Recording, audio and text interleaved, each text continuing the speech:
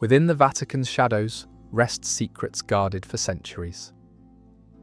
Welcome to Echo Slumber. I am your host. Where in the world are you listening from tonight? Let's begin.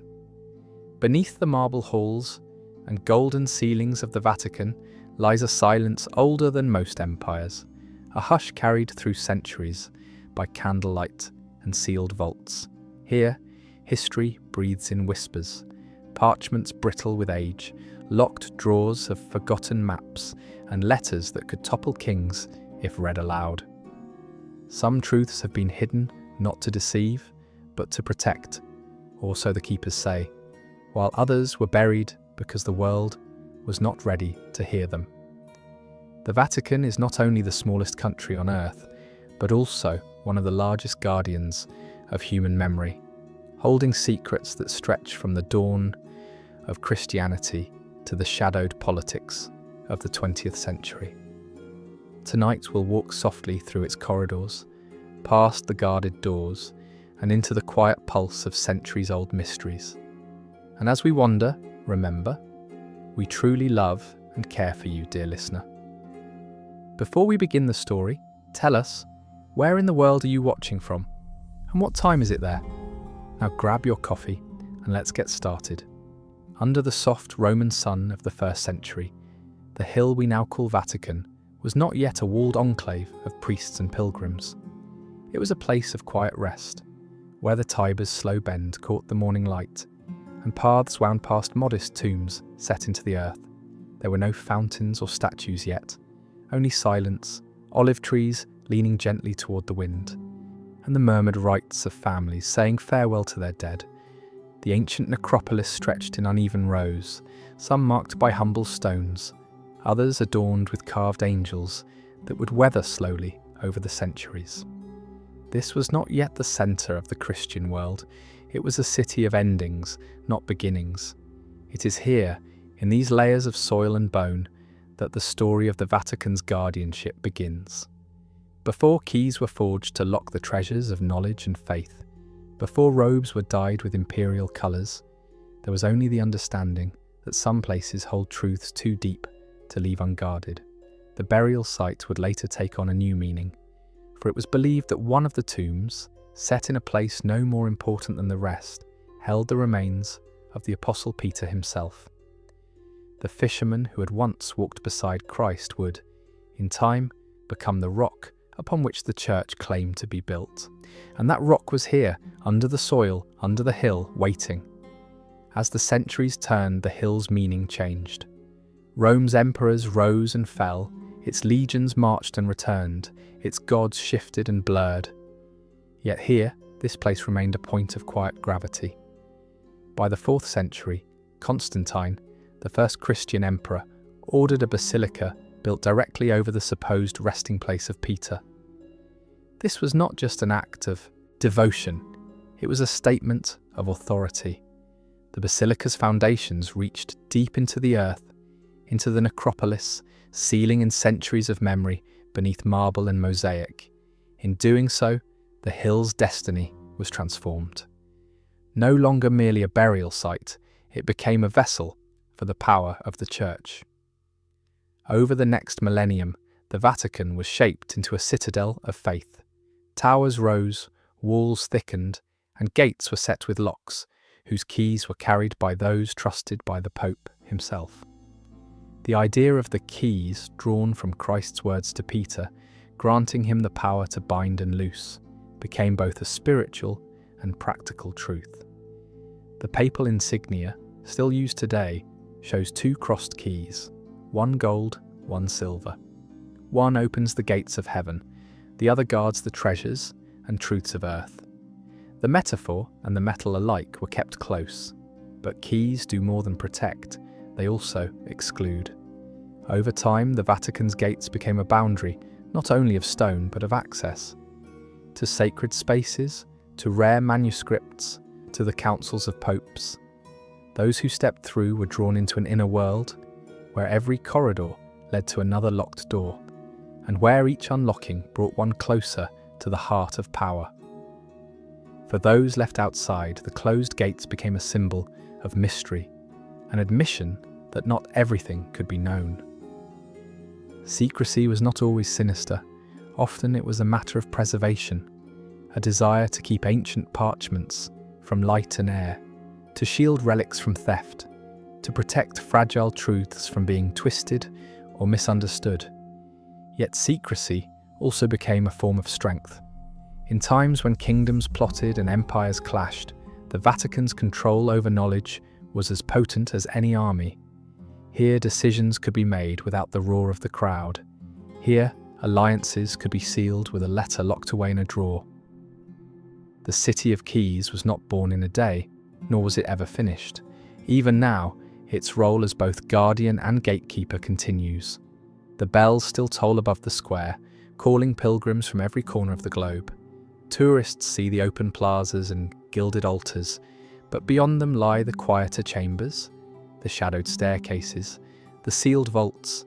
Each key still hangs heavy on the belt of a custodian who knows what lies behind each door, and, perhaps more importantly, what must remain closed. As night settles over the Vatican, the lights of the basilica cast a golden glow across the cobblestones. The air carries the faint echo of footsteps, the rustle of robes, the turning of a lock. Somewhere, a key slides home, and the door swings shut with a sound as soft as a promise. Here, in this smallest of nations, the act of locking and unlocking is not merely a matter of security. It is an ancient ritual, a quiet acknowledgement that some truths belong to time itself.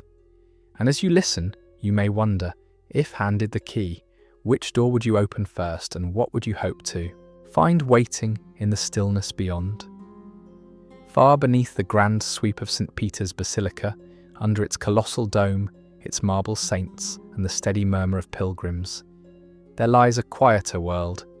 You cannot see it from the piazza, nor glimpse it from the basilica floor. It is a place where the air is cool and still, where stone corridors twist in semi-darkness, and where the voices of the living give way to the whispers of the long dead. This is the Vatican necropolis, a city of tombs hidden beneath the weight of centuries, preserved in the shadows, while the world above turned and changed. Long before the basilica rose, this was an open-air cemetery along the Via Cornelia, just beyond the limits of ancient Rome. Pagan mausoleums stood alongside simpler graves. Wealthy families commissioned elaborate resting places, decorated with intricate carvings of feasts, gods, and pastoral scenes, while humbler burials marked the final home of merchants, artisans, and freed slaves. The ground here was layered with memory, each generation burying its dead near those who came before. Death was not hidden then. It was part of the landscape, a reminder that even emperors would one day be dust. By the 1st century, the Christian presence in Rome was small but quietly growing. To the Roman authorities, they were a troublesome sect, strange in their customs and unwavering in their devotion to a crucified man from the provinces. Persecution would come in waves, each leaving its shadow here. Many believers chose to be buried in this necropolis, perhaps seeking rest near a place already whispered about among the faithful, a burial site where, tradition claimed, the Apostle Peter himself had been laid after his execution. Peter's martyrdom, by most accounts, occurred during the reign of Emperor Nero, in the aftermath of the Great Fire of Rome. Condemned to die on Vatican Hill, he was crucified upside down at his own request, feeling himself unworthy to die as Christ had. His followers, it is said, took his body and buried it in a simple grave nearby. That grave, humble and unmarked, would draw pilgrims for centuries, becoming a focal point for Christian devotion long before the church had walls or a throne. In the centuries that followed, as Christianity grew from outlawed faith to imperial religion, the necropolis slowly disappeared beneath layers of construction. Constantine's Basilica, the first great church built over the site in the 4th century, required a levelling of the land. The pagan tombs were partially dismantled, their stones repurposed. Others were left intact, entombed beneath the foundations. The Christian graves, especially the one believed to be Peter's, were carefully preserved, sealed under altars and marble slabs. And so the living city above began to rise on the silent city below. For more than 1,500 years, the necropolis slept. The Vatican kept its existence quiet, partly out of reverence, partly out of caution. Some secrets, once uncovered, cannot be reburied. While medieval pilgrims knelt at the high altar above, few realized that beneath their feet lay entire streets of the dead, untouched since the days of the Caesars. Rumors persisted of bones that glowed in candlelight, of tunnels that led into the heart of ancient Rome, but the Church neither confirmed nor denied them. It was not until the mid-20th century, during renovations ordered by Pope Pius XII, that the necropolis was fully revealed again. Excavations carried out in great secrecy uncovered mausoleums with walls painted in fading colours, banquets of the afterlife, pastoral landscapes, mythic creatures, and symbols that mingled pagan and Christian belief. The floors were paved in mosaic patterns, the Latin inscriptions still sharp despite the centuries. Some tombs bore names, others were anonymous, the stories of those within lost to time. And then, deeper still, archaeologists found what they had long sought, a burial site directly beneath the high altar, encased in layers of stone and adorned with a simple graffiti wall where early Christians had scratched messages of devotion. Among the bones found there, one set drew particular attention, those of a robust man in his 60s, missing the feet, consistent with the tradition of crucifixion. While absolute certainty remains elusive, the Vatican has quietly maintained that these may indeed be the remains of Peter. The necropolis today is not open to casual visitors. Access is strictly controlled. Only small groups are permitted to descend each day, and they do so under watchful guidance. The corridors are narrow, the air damp. Electric lamps cast soft pools of light on brickwork last touched by Roman hands. Here, beneath the thunder of tourists in St. Peter's Square, the world slows to a breathless stillness. You become aware of your own footsteps, your own heartbeat, as you pass by the silent chambers of those who lived and died nearly 2 millennia ago. It is easy to feel, in this place, that the past is not entirely past. The faded frescoes still carry the gestures of the artists who painted them. The inscriptions, "May you live in God," or "Farewell, beloved," still speak with the same longing as when they were carved. The bones, if they could speak, would tell of empires and exiles, of faith kept in the shadows, of a time when to be buried here was an act of both hope and defiance. And yet, for all that is now known, much remains locked away. Not every chamber has been explored, not every find has been made public. The Vatican's decision to guard the necropolis so closely has preserved it, but it has also ensured that its deepest stories remain whispers. Some truths are kept not to be hidden forever, but to be revealed only when the moment is right, or when the world is ready to hear them. When you finally ascend the stairs back into the basilica, the change in light is startling. The gold and marble above seem almost loud after the quiet intimacy below, yet you carry something with you from that subterranean world, a sense that the Vatican is more than its visible grandeur. It is layered, like the earth beneath it, with histories upon histories, each sealed away, yet still breathing beneath the stone. In the heart of Vatican City, behind a bronze door few have ever passed, lies a place where the air itself feels weighted with centuries. It is not the ornate splendour of the basilica, nor the echoing majesty of the museums, but a world of parchment and shadow, the apostolic archives, once called the secret archives. Here history does not sit in books on public shelves. It sleeps in silence, tucked away in cabinets, sealed boxes and drawers that have not been opened in lifetimes. The name secret was never meant to suggest scandal, only privacy, privatus in the Latin sense. Yet the very thought of what is kept here invites the imagination to wander. The scale of it is staggering. Vaulted passageways stretch for miles, their shelves laden with documents that span more than 1,200 years. Some say there are over 35,000 volumes, others suggest the number is far greater, for there is no public catalogue of everything held within. The archives are not one single hall, but a labyrinth of corridors and side rooms. Some as cold as stone cellars, others warmed by filtered light that falls on dust motes and gilded edges. In their stillness, the papers and scrolls seem almost to breathe. Here is where the letters of Michelangelo rest, his careful script carrying both the reverence and frustration of an artist negotiating with popes. Here are papal bulls written in trembling Latin, their ink fading, but their seals still as red as the day they were pressed. There are treaties between kings and popes, records of trials that shook nations, maps of worlds, both real and imagined. A letter from Mary, Queen of Scots, pleading for her life. The handwritten acts of Galileo's trial, where science and doctrine collided in the candlelit chambers of judgment. Entire histories exist in these drawers, yet they are histories the world may never fully see. Access is permitted only to a select few, scholars with proven credentials, their requests vetted and narrowed to specific topics. Even then, the hours are limited, and certain files are entirely off limits, their existence acknowledged only by whispers.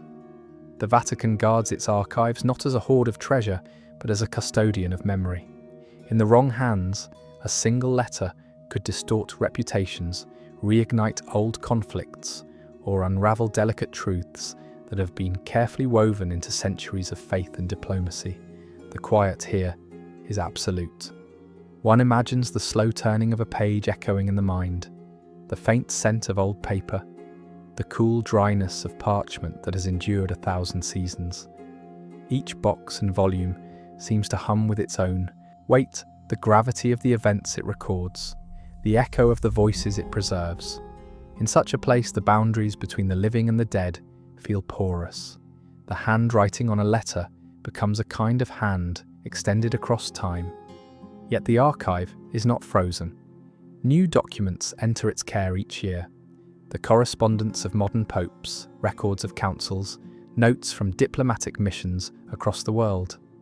These join the older records in the same darkness, the past and present sharing the same still air. There is something almost oceanic about it, a deep current of memory moving beneath the surface, slow and unseen, shaping the contours of history above. Why such secrecy? Some argue that the Church fears what might be found, contradictions, admissions, perhaps even hidden accounts of events it would rather keep buried. Others suggest the motive is not suppression, but stewardship. In a world where information is easily manipulated, the archives protect not only the documents themselves, but the integrity of their meaning. A fact removed from its full context can be as dangerous as a lie, and so the Vatican holds its knowledge until it can be approached with the care it demands. Walking through such a place in the imagination, you cannot help but pause before certain cabinets. One drawer, perhaps, contains the sealed correspondence between a pope and a leader who shaped the fate of millions. Another may hold the minutes of a meeting where a decision altered the course of nations. Some doors are locked not with simple keys, but with the understanding that to open them is to let loose a truth that can never be recalled. There are stories here that would not fit neatly into the world we know. A map revealing that certain lands were charted long before official discovery.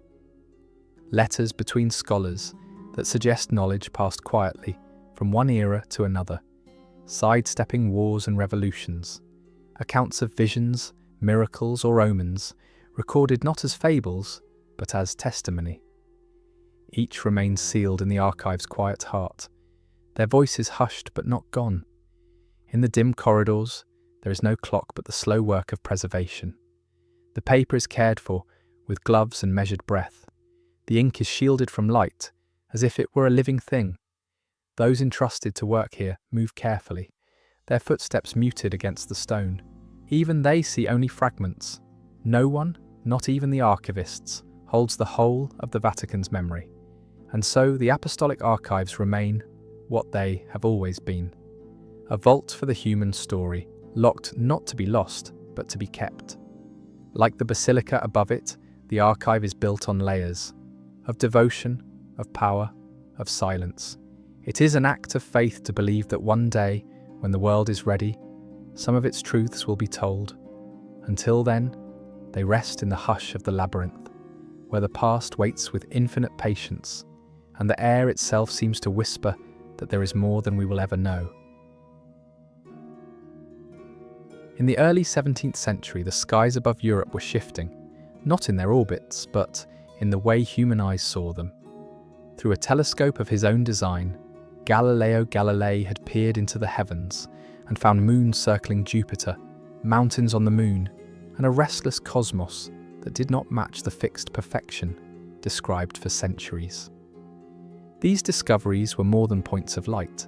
They were cracks in the great wall of certainty that the medieval world had built around itself. And so Galileo began to write letters to friends, patrons, and eventually to the Vatican itself. The letters that would one day be locked away were not the proclamations of a rebel seeking to shatter faith. They were, in their own way, intimate conversations between a man of science and the guardians of doctrine. In careful, sometimes trembling Latin, Galileo addressed the cardinals and the Holy Office with respect, even reverence. Yet beneath his formal tone lay a clear and unwavering conviction. The earth moves, the sun stands at the centre, and the truth is written in the stars, whether we wish to read it or not. One letter in particular, addressed to Cardinal Bellarmine, pleaded for harmony between scripture and observation. Galileo did not see the two as enemies. Instead, he urged the Church to interpret holy texts in light of the new evidence, to understand that the Bible teaches us how to go to heaven, not how the heavens go. But in the climate of his time, such arguments carried weight far beyond theology. If the earth was not the centre of the cosmos, what else might no longer be at the centre? The very order of the universe, and the authority built upon it, seemed to tremble. The Vatican's response was cautious, as much political as theological.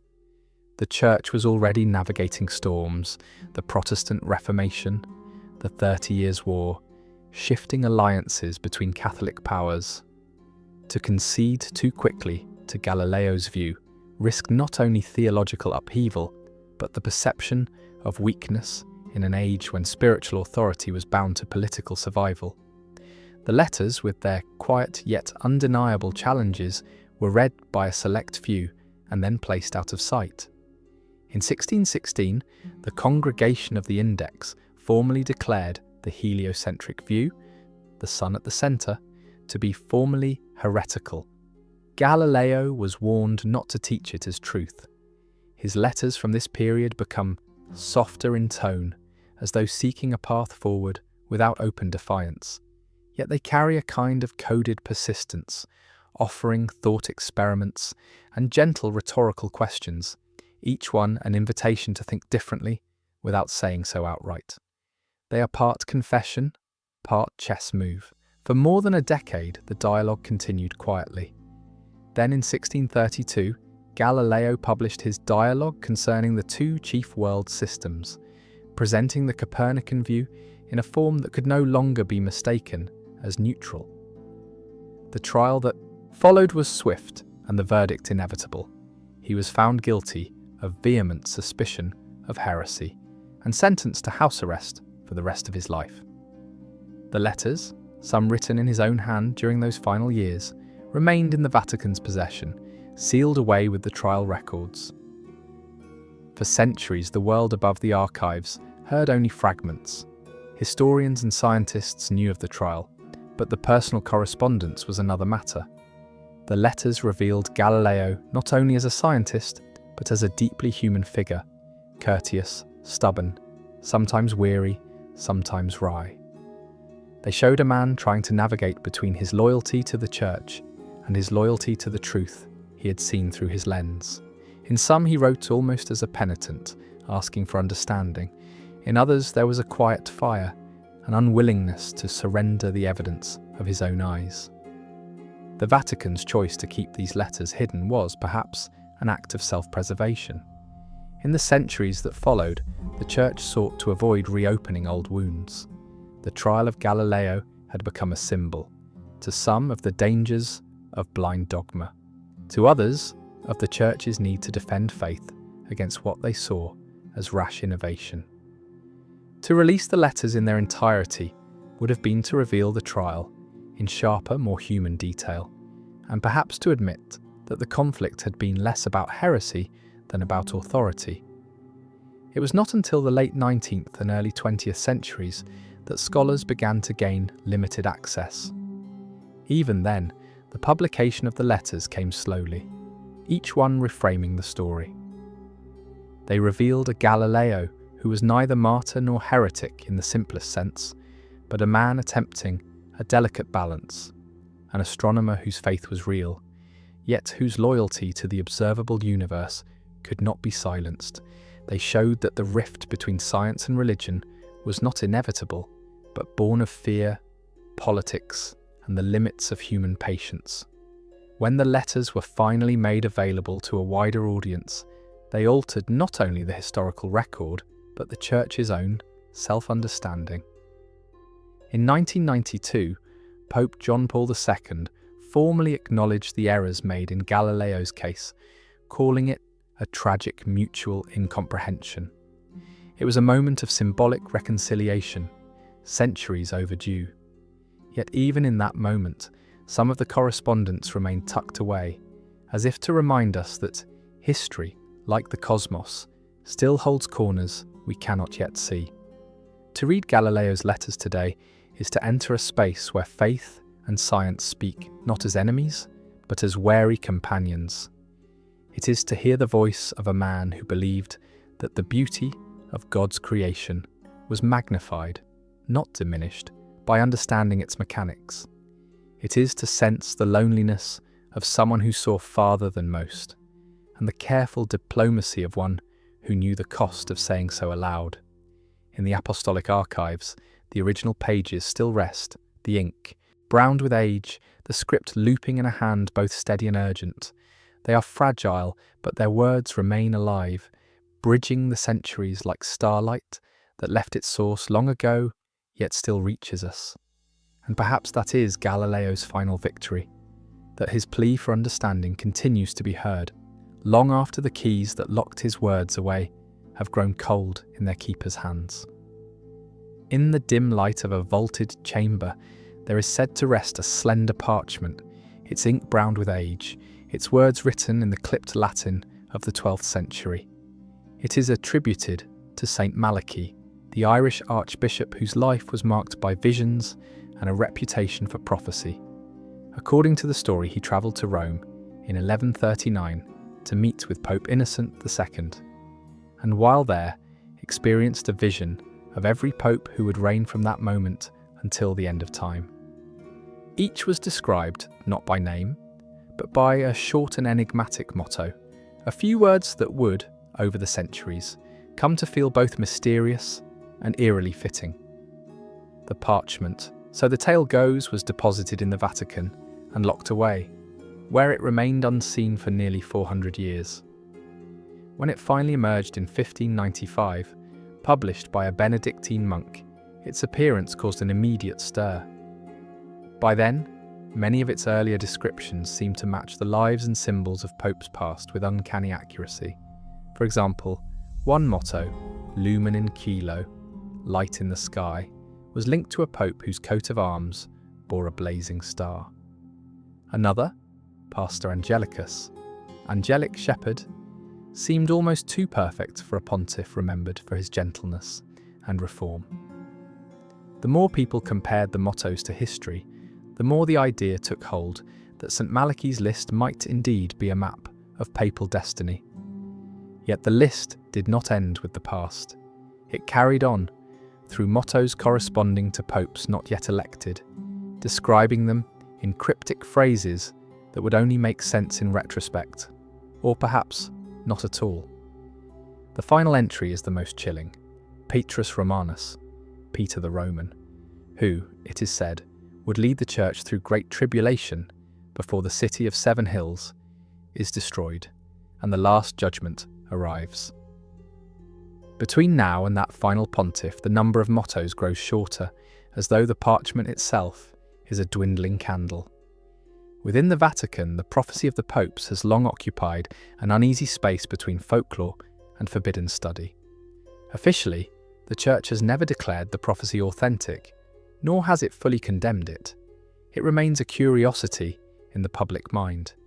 Yet its original manuscript is said to be kept in conditions that suggest a certain degree of seriousness.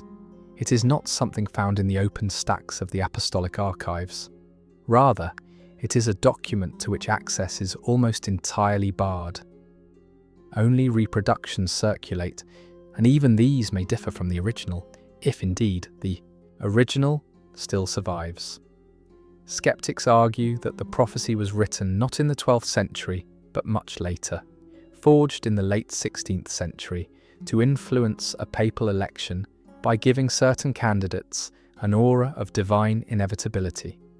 They point out that the mottos before its publication are often strikingly accurate, while those afterward feel vaguer, forced to fit events rather than predicting them. Believers counter that prophecy is always clearest in hindsight, that symbols often reveal their meaning only when history catches up. Between these positions lies a silence the Vatican has never rushed to fill. One can imagine the sensation of touching such a document. The parchment would be smooth yet fragile, each stroke of ink fading into the fibres, the letters curling in the style of medieval hands. The mottos, arranged in sequence, would march down the page like footfalls in time, each one carrying the weight of both certainty and mystery. To turn the page would be to step into the future, yet the page would end, abruptly, ominously, with that last line about Peter the Roman, a figure standing at the threshold of an ending. Over the centuries, each new papal election has brought fresh attention to the prophecy. Cardinals entering conclave have sometimes been whispered about in connection with a particular motto. When Pope John Paul II was elected, some associated him with De Labor Solis, from the labour of the sun, interpreting it to mean a pope born or buried on the day of a solar event. When Pope Benedict XVI resigned, the penultimate motto, Gloria Olivae, the glory of the olive, was invoked, though its meaning remained elusive. The current pope, by some readings, would then be the last before Petrus Romanus, lending an uneasy edge to every news story about instability or crisis. And yet the prophecy does not give dates. It does not say whether Petrus Romanus will appear in a decade or a century, whether his time will be one of peace or catastrophe. Its language is too brief, its symbolism too broad to bind the future in certainty. That perhaps is its enduring power. It invites interpretation without offering resolution, leaving space for both dread and hope.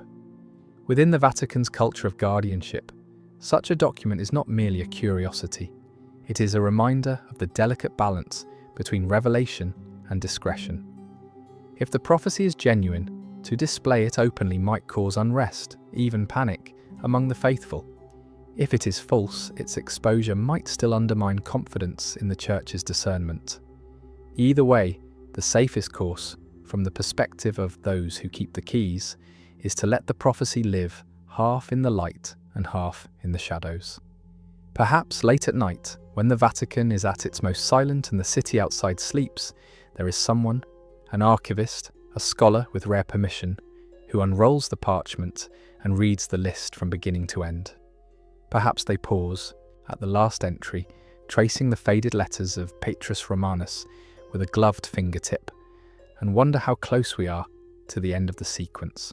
Perhaps they close the case again, lock it, and walk away, knowing that no one can be certain. For in the end, the prophecy of the popes is not only a matter of dates or names, It is a mirror held up to the nature of belief itself, the desire to know the shape of the future, the temptation to see patterns in the weave of history, and the acceptance that some things will always remain unread until the moment they happen. The soft turning of its pages, whether real or imagined, carries the sound of time itself, moving forward one quiet step at a time, toward a chapter no one can yet write. And there are shelves in the apostolic archives where no visitor's hand has lingered for centuries, drawers of brittle parchment, codices bound in cracked leather, fragments wrapped in linen to shield them from the light. Among them, scholars have long suspected, are texts that tell the story of Christ in words the world has never heard read from a pulpit. These are the so-called lost Gospels, writings that, for reasons of doctrine, politics, or simple disappearance, were never woven into the fabric of the New Testament. Whether they were quietly suppressed or merely misplaced in the great turning of centuries, their absence has given them a peculiar kind of presence. They exist as whispers, shadows in the canon. In the early centuries of Christianity, the story of Jesus was not told from a single script. Communities scattered across the Mediterranean kept their own accounts, oral traditions, letters, visions, and narratives. Some echoed the familiar Gospels of Matthew, Mark, Luke, and John. Others diverged, offering details that startled or unsettled. The Gospel of Thomas, for instance, presents Jesus as a teacher of mystical sayings, without miracles or resurrection scenes, focusing instead on the inner kingdom. The Gospel of Mary speaks in the voice of Mary Magdalene, suggesting she held knowledge and authority equal to the apostles. The infancy Gospels, some tender, some strange, imagine a boy Jesus shaping birds from clay and commanding them to fly. Not all of these texts were heretical in their time. In the 1st and 2nd centuries, the boundaries between orthodoxy and diversity were still soft, the canon unwritten. But as the Church grew and sought unity, the question arose, which writings would define the faith for all believers? Councils met, bishops debated, and the list narrowed. Some texts were excluded for theological reasons, others because their origins were uncertain, their language too distant from apostolic memory.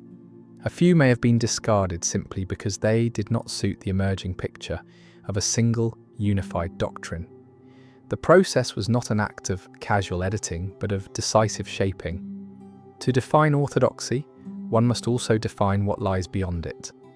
A gospel suggesting that salvation is found in secret knowledge rather than through the Church was dangerous to an institution building its authority. A text portraying Mary Magdalene as a primary disciple could challenge the hierarchy of apostolic succession. Even the order in which events were told mattered. To change the sequence was to alter the rhythm of the faith's most sacred story. And so the excluded Gospels were set aside. Some were denounced and destroyed. Others survived only in scattered quotations, preserved in the writings of those who argued against them. A few were hidden, deliberately or by chance, in desert caves or monastery walls. The discovery of the Nag Hammadi Library in Egypt in 1945, with its trove of early Christian writings, proved that entire worlds of belief had once flourished alongside the familiar canon, worlds the Church had not chosen to preserve. What then of the Vatican's own holdings? Officially, the Church acknowledges the existence of non-canonical writings, some of which are stored in the apostolic archives or in monastic libraries under Vatican care. The public, however, has seen only fragments. A handful of scholars, admitted under strict conditions, have spoken of papyrus scraps and bound codices that match no known gospel in form or content. Their descriptions are careful, perhaps deliberately so, avoiding claims that could spark theological upheaval, and yet the suggestion remains. Within those sealed rooms may lie accounts of Christ's life, words and meaning that diverge from the story most Christians know. Were these texts suppressed? The answer may not be as simple as conspiracy. The early church faced the challenge of uniting far-flung communities under a shared creed. To allow every gospel to stand on equal footing would have been to invite fragmentation, a scattering of beliefs without a single centre. Choosing the canon was as much an act of survival as of spiritual conviction. Yet survival often demands sacrifice, and the sacrificed in this case were voices that might have offered different shades to the portrait of Jesus. It is this tension between preservation and exclusion that gives the lost Gospels their power. If they are hidden, we imagine them holding dangerous truths. If they are simply forgotten, we grieve the chance to know them. Perhaps some would affirm the familiar story, adding nuance rather than contradiction. Perhaps others would challenge cherished assumptions, presenting a Christ less divine and more human, or more mystical and less earthly.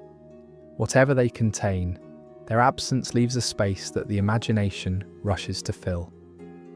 The veil between orthodoxy and heresy is not always as thick as history makes it seem.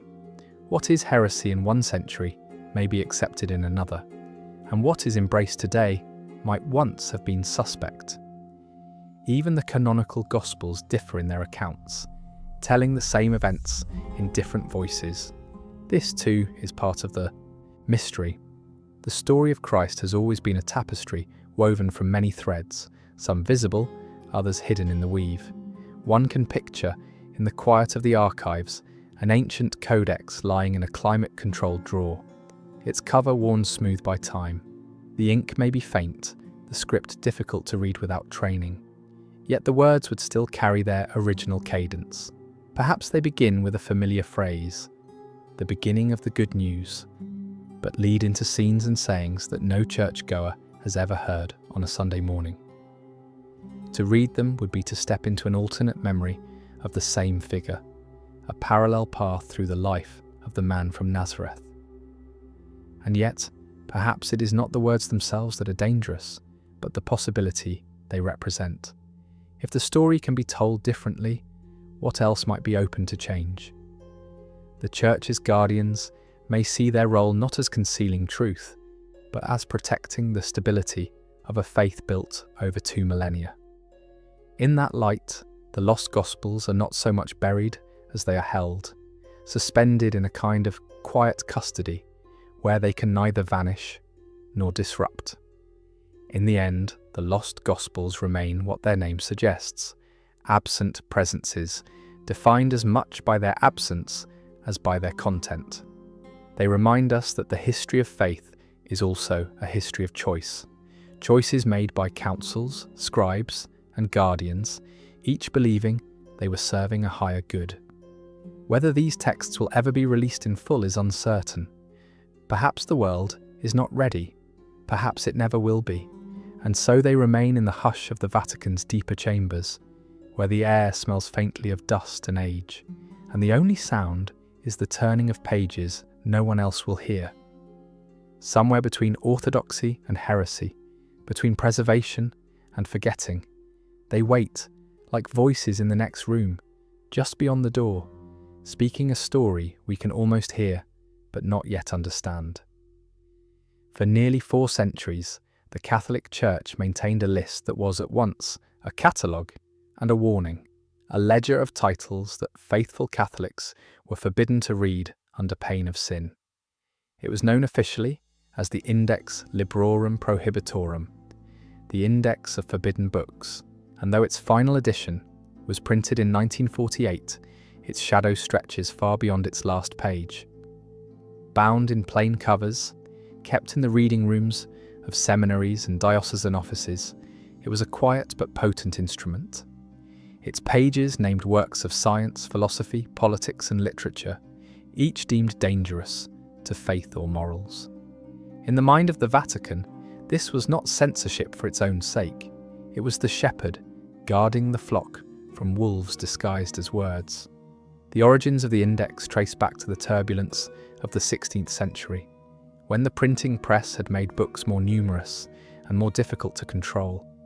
Ideas could now cross borders faster than armies, and the Reformation was proving that a single pamphlet could unsettle centuries of religious authority. In 1559, Pope Paul IV authorized the first official list of prohibited titles, a sweeping ban that covered Protestant writings, satirical works, and scientific theories that strayed from church teaching. The index would be updated repeatedly, revised to remove works no longer seen as dangerous and to add new ones that threatened the faithful in more subtle ways. Turning through its pages was to glimpse a strange map of human thought, as seen through the eyes of guardians. Here was Galileo, not for his astronomical observations alone, but for how he placed them in contradiction to the accepted cosmology.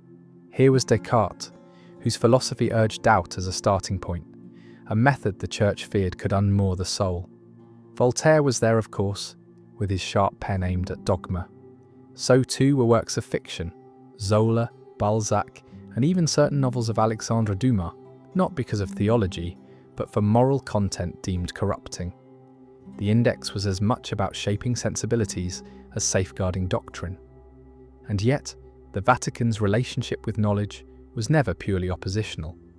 The very act of compiling the index acknowledged the power of books, their ability to persuade, to inspire, to disturb. If ideas were harmless, there would have been no need to forbid them.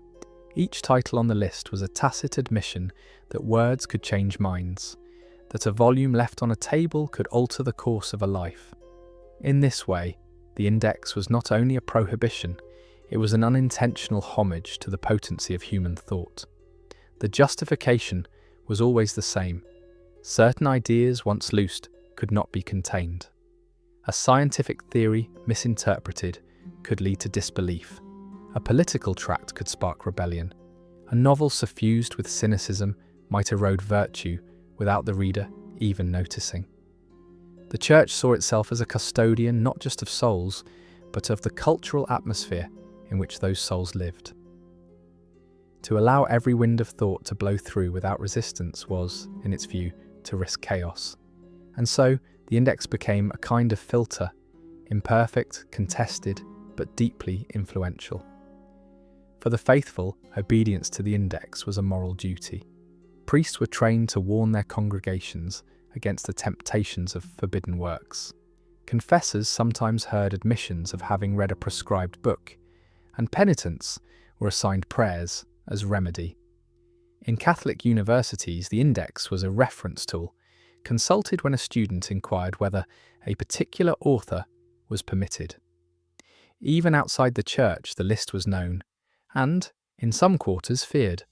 A book's appearance on the index could be enough to brand it as scandalous, and paradoxically, to make it more desirable.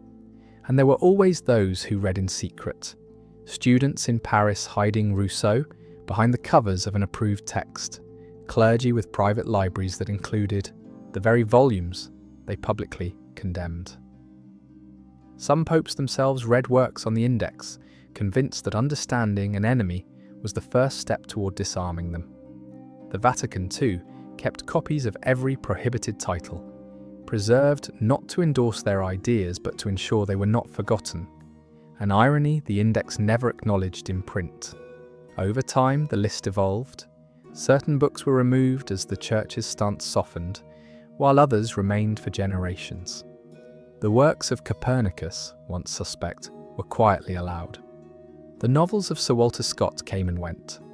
What the index reveals, when read across its editions, is the changing boundary between the acceptable and the dangerous. A text might be condemned in one era for political radicalism, and in another for its treatment of morality. The shifting criteria are a reminder that censorship is always shaped by the fears of the moment. The index was officially abolished in 1966 by Pope Paul VI, who recognised that in an age of mass media and global publishing, the list had become impractical.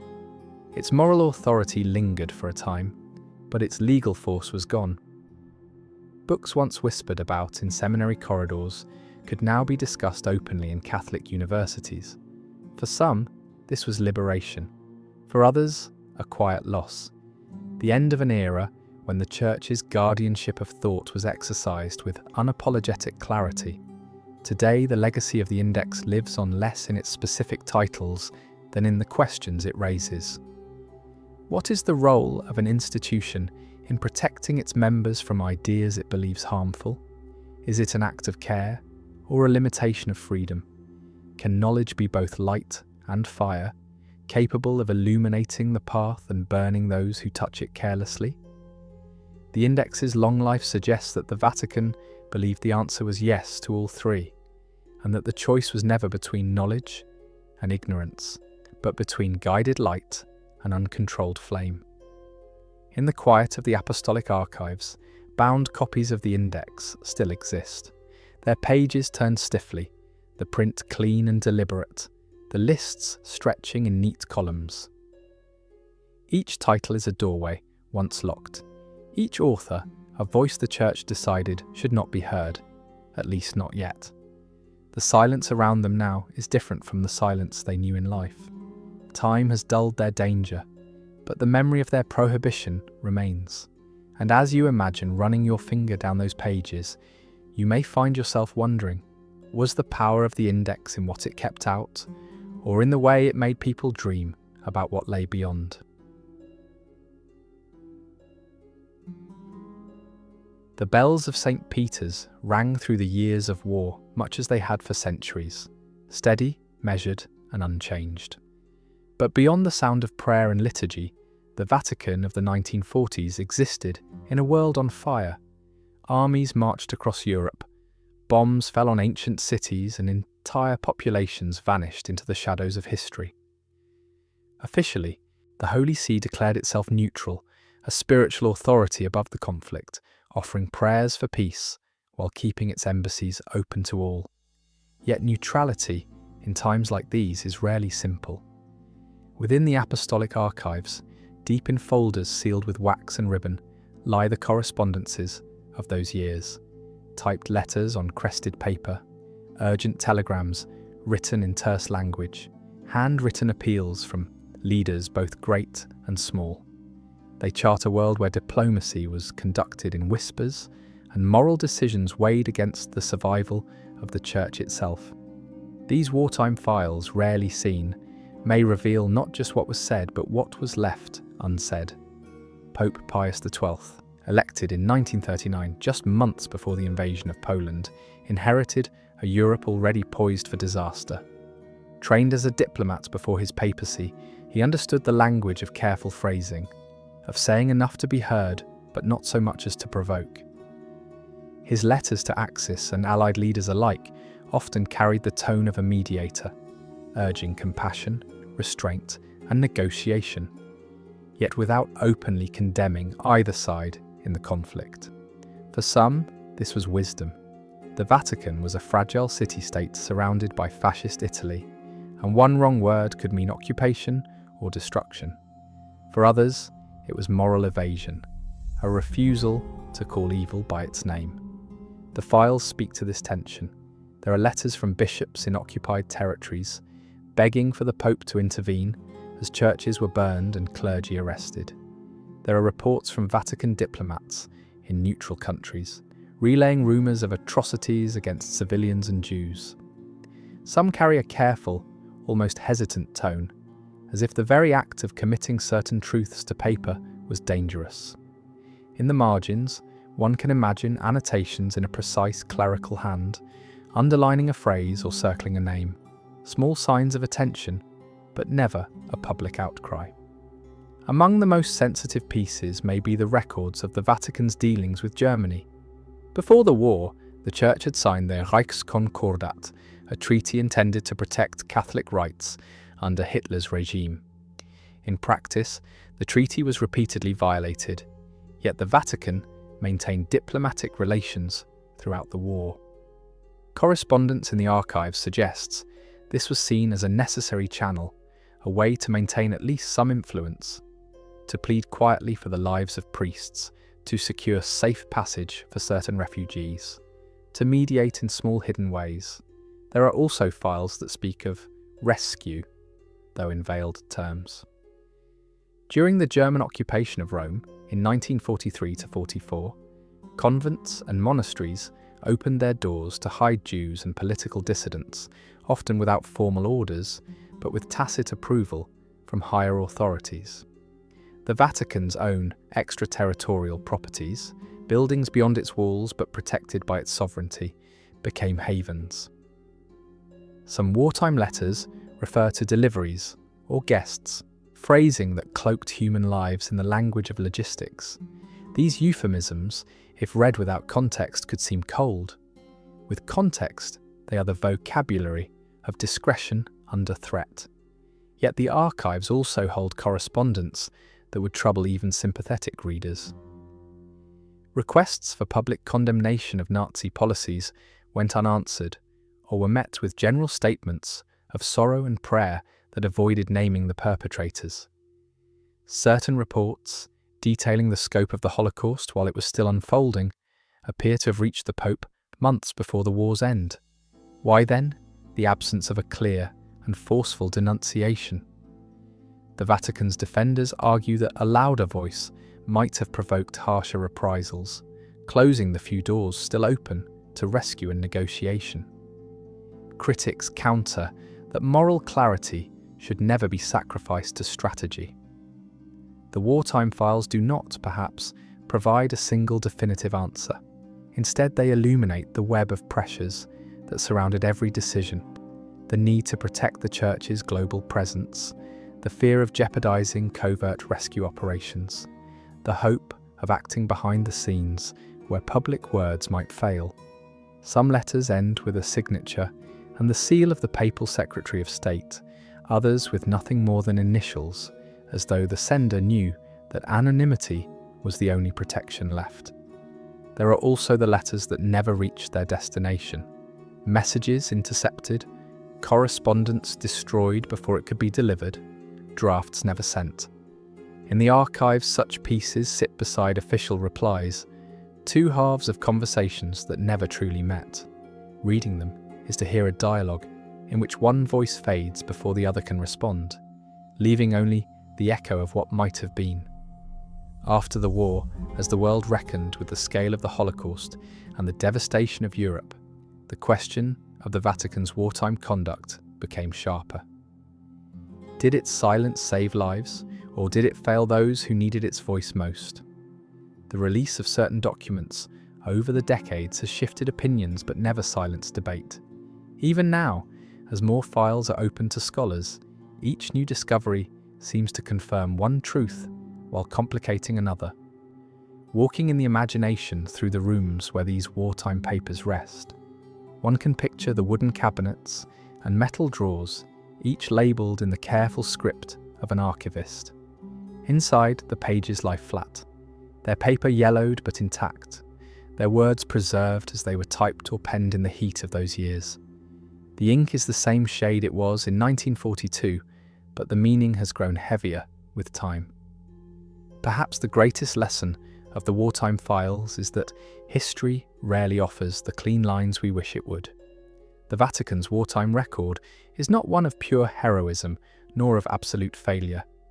It is a mosaic of actions taken and not taken, of letters sent and withheld, of lives saved and lives lost. In its neutrality, the Vatican became both a bridge and a wall, connecting certain paths of aid while blocking the possibility of a unified moral thunder. As you imagine the archivist's hand closing one of these files, returning it to its place among the others, you may feel the weight of that silence, a silence that served at once as shield and accusation. In the stillness of the archives, it is hard to know which it was more of, and perhaps that uncertainty, lingering long after the guns have fallen silent, is the truest measure of what it means to keep history behind locked doors.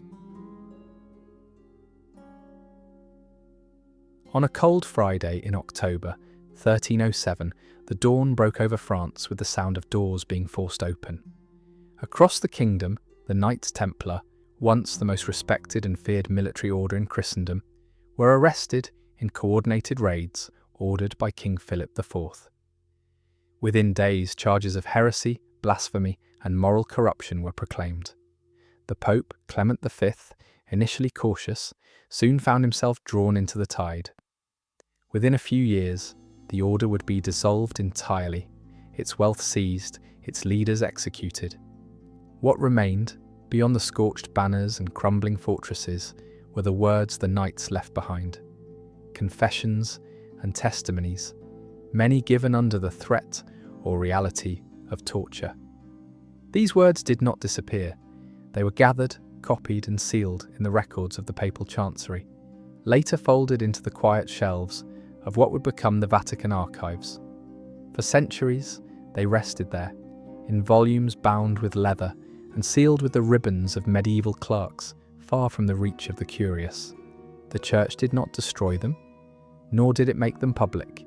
They became a kind of sleeping record, present but untouchable. The trial of the Templars was unlike most inquisitorial proceedings of the age. The order's wealth, its independence from local kings, and its vast network of estates had made it powerful, too powerful for Philip IV's comfort. His motives were as much financial and political as they were religious. Yet to dismantle the Templars, he needed legitimacy, and that legitimacy could only come from the Pope. The Vatican's position, caught between its role as supreme judge of Christendom and the political realities of the time, was fraught from the start. The testimonies, some of which have surfaced in fragments over the centuries, are a strange blend of the ordinary and the extraordinary. Knights spoke of initiation rites stripped of their symbolic meaning under the twisting lens of interrogation, the spitting on of a cross, the denial of Christ, the exchange of ritual kisses in strange places. Some confessed, some recanted, some denied all charges until their deaths. Modern historians reading the fragments note the repetitive nature of the accusations, suggesting they were shaped as much by the expectations of interrogators as by the reality of Templar life. In 2001, a remarkable discovery briefly lifted the veil. An Italian paleographer working in the Vatican archives found a misfiled document, the Chinon parchment, which recorded that in 1308, Pope Clement V had privately absolved the Templar leadership of heresy, though he still punished them for lesser faults. This revelation complicated the accepted story. It suggested that the Pope had not fully believed in the order's guilt, but that political pressure, especially from the French crown, had forced the eventual dissolution. Why such a document had been quietly tucked away for centuries is a question with no official answer. The concealment may have been born from caution. To acknowledge the absolution openly during the 14th century could have undermined the authority of both king and pope, rekindling support for an order they had already dismantled. Later centuries, particularly during the Renaissance and Enlightenment, brought their own reasons for silence. The Templars had become the subject of myth, legend, and conspiracy. To release the full records risked feeding stories the Church considered fanciful or dangerous, tales of hidden treasures, secret doctrines, or survival in the shadows. In the quiet of the archives, one can imagine the Templar records resting in a long wooden drawer, the ink still visible, the Latin script looping with the care of a medieval scribe. The parchment would carry the faint smell of centuries-old vellum, the occasional blot where a quill hesitated. Marginal notes might mark where a papal official had underlined a sentence, perhaps pausing to consider whether it was confession or coercion. What fragments we have tell a story more human than the myths. They reveal men caught between loyalty to their vows and the crushing machinery of medieval politics. They speak of bewilderment, of knights who had given their lives to the defence of the Holy Land, suddenly accused of crimes against the very faith they had served. They also show moments of resignation, as the hope of a fair hearing faded and the reality of their fate became clear. The Vatican's decision to keep most of the Templar trial records sealed for centuries has allowed the story to swell in the popular imagination. In novels, films, and whispered histories, the Templars are cast as guardians of the Holy Grail, keepers of secret bloodlines, or architects of hidden knowledge. The truth, when it is fully known, may prove both less and more than these legends. Less in the sense of supernatural intrigue, more in its illustration of how power, fear, and survival can shape justice. It is tempting to see the concealment as part of a grand design, but the more likely reality is quieter, more pragmatic. The trial of the Templars remains one of the Church's most politically entangled episodes, and the archives may hold not only the testimonies themselves, but the letters, drafts, and diplomatic exchanges that reveal the full scope of negotiation and compromise. To release these would be to lay bare the machinery of medieval governance in all its uncomfortable complexity. As with so many of the Vatican's guarded histories, the locked drawers hold more than paper. They hold the silences of centuries, the decisions made in candlelit rooms where justice was weighed not only against truth, but against survival. To read the full record would be to walk back into those rooms, to watch the ink dry on verdicts that still echo. For now, the Templars remain both historical fact and enduring symbol, a reminder that institutions can be both the makers and the keepers of history, deciding which truths are fit for daylight. Somewhere, deep in the apostolic archives, their words wait still, written in a time when the fate of an entire order rested on the turning of a single page. There is a drawer in the Vatican's archives, its label handwritten in fading ink, that holds a map unlike any other. At first glance, it seems no more than a delicate parchment, its edges browned with age, its surface lined with coasts and mountains drawn in the careful style of the late Middle Ages. But as your eyes trace the shorelines, something does not fit. There, far to the west, is a mass of land that should not be there, drawn decades, perhaps centuries, before the voyages that officially brought it into European sight. The map's coastlines are imprecise yet unmistakable.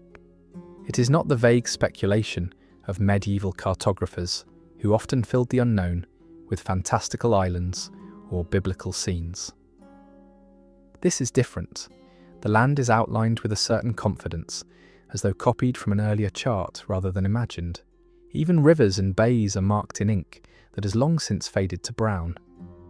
No inscription names this place, but its position is exactly where later explorers would draw the Americas. How did it come to be here? One theory, whispered among a few historians, is that it was the product of earlier, undocumented voyages, journeys by Norse sailors, Venetian traders, or others whose records never survived the centuries. Another possibility is that the cartographer had access to knowledge passed through ancient channels, maps preserved from forgotten empires, perhaps even from seafarers whose names were lost to time before Rome was ever built. There is also the more controversial thought, rarely voiced in academic circles, but alive in the realm of speculation, that the map records something stranger, a geography remembered from a world before the one we know. The Vatican, for its part, has said little. The map has never been displayed publicly, nor officially acknowledged in detail. Its preservation, however, speaks of value. It is stored in a controlled environment, its parchment kept at stable temperature and humidity, its ink shielded from light. That kind of care is given only to documents considered culturally or historically significant. Whether the significance lies in what the map reveals or in the mystery it represents, only the archivists can say. In the centuries when the map was likely made, the boundaries of the known world were expanding rapidly. Portuguese caravels traced the coast of Africa, Genoese captains sailed west into uncertain waters, and traders brought home tales of distant shores. But maps were not simply tools of navigation, they were instruments of power. To possess an accurate chart was to hold an advantage in commerce, colonization, and diplomacy. Knowledge of new lands could be as valuable as the gold or spices they yielded, and so maps could be guarded as fiercely as treasure. If the Vatican received this map through diplomatic channels, it would not have been unusual for it to remain locked away. The Holy See, after all, was not only a religious authority, but also a political one, with ambassadors in every major court. A chart showing lands yet to be claimed could have been part of a delicate negotiation, a gift from a monarch seeking favour, or the spoils of a private exchange between cardinals and envoys. In such cases, secrecy was not merely habit, it was policy. There is also the question of what the map omits. In other medieval charts, the margins teem with sea monsters, ships, and saints watching over the waves. This one is almost austere. The unknown lands are drawn plainly, without decoration, as though meant for eyes that already understood their importance. Even the familiar continents are marked with restraint, suggesting that the cartographer valued precision over ornament. It is the kind of map that was never meant to be shown to a crowd. Those few who claim to have examined it describe a detail that deepens the puzzle. A small inscription, barely visible, near the bottom edge. Written in abbreviated Latin, it seems to reference a source, ex chartis antiquis, or from ancient charts. No date, no name, just a quiet acknowledgement that this map was itself a copy of something older. If true, that would mean the mystery is not simply how this chart came to depict an undiscovered land, but how its own source came to do so. The existence of such a document invites the mind to wander beyond the comfortable timelines of textbooks. Could it be that the age of exploration was preceded by an age of forgetting, when knowledge once gained was lost to catastrophe or neglect, only to resurface in fragments centuries later? Or was it simply that the sea has always carried more travellers than history has recorded, and some of them reached farther than their peers ever knew? Within the Vatican, such questions are likely treated with caution. Maps are deceptively dangerous things. They can redraw borders, unsettle claims, and challenge the stories nations tell about their beginnings. To display a chart that predates official discovery is to risk reopening questions of ownership and priority, questions the Church, with its role as mediator, might prefer to leave dormant. And so the map remains where it has been for generations, folded between protective sheets, its lines as quiet as the day they were drawn. Perhaps one day it will be brought into the light, studied under magnification, its pigments tested, its provenance traced with modern tools. Perhaps that study will prove it a curiosity, a misinterpretation, or even a forgery. Or perhaps it will confirm what its silent lines already seem to suggest, that the edges of the known world were sketched long before we thought, and that history's horizon is wider than we imagine. Until then, it is part of the Vatican's great silent collection, a reminder that exploration is not only about setting sail into the unknown, but also about opening drawers in quiet rooms, where the past waits patiently, drawn in lines no one is supposed to see. In a high climate-controlled chamber of the Apostolic Archives, there are drawers that have not been opened in decades. Inside, bundled in silk ribbons or tied with faded cords, rest letters whose journeys began not in monasteries or chancelleries, but in palaces. Their seals bear lions, lilies, eagles, and crowns. Their senders were kings and queens, princes and regents, rulers whose words carried the weight of nations. These are the private correspondences between Europe's monarchs and the Vatican, written in moments when the world outside their walls could not be trusted to know what they truly thought. Some letters came in times of crisis.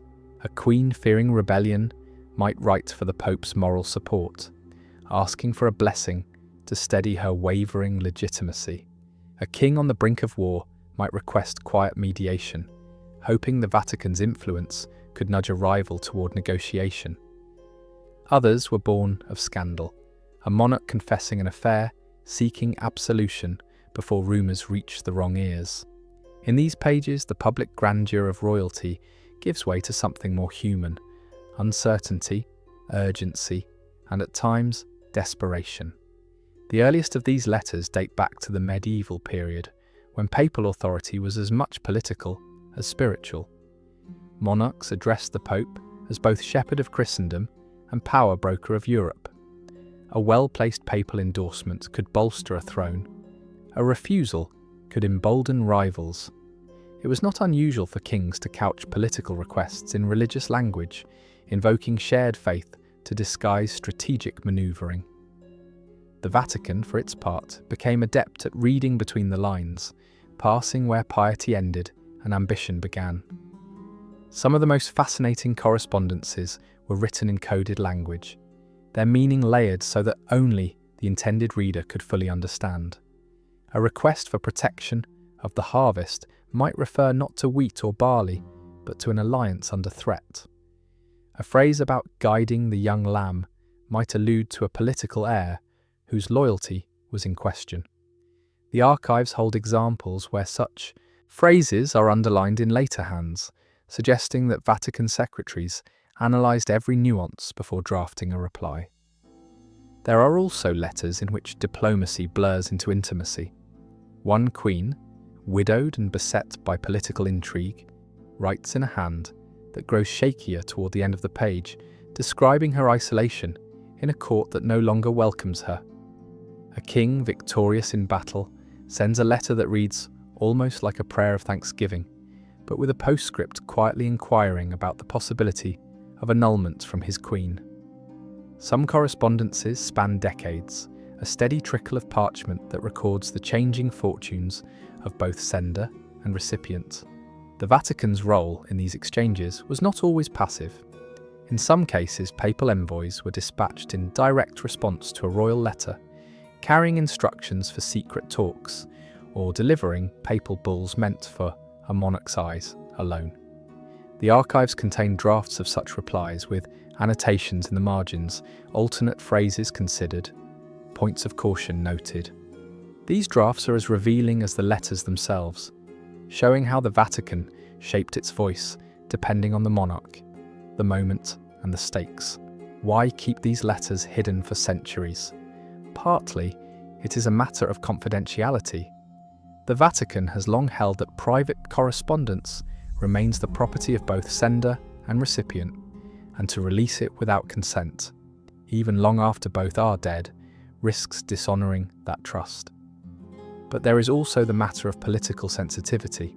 Some letters, if read in full context, might reveal alliances or betrayals not recorded in official histories. Others might expose personal flaws or moral failings in figures long celebrated as paragons of their nations. And then there are the scandals. Whispers in court corridors often found their way into these letters, framed delicately but unmistakably. A king's wandering affections, a queen's suspected pregnancy by someone not her husband, an heir's questionable legitimacy, all are hinted at in phrases that veil the truth while ensuring the Pope understood it.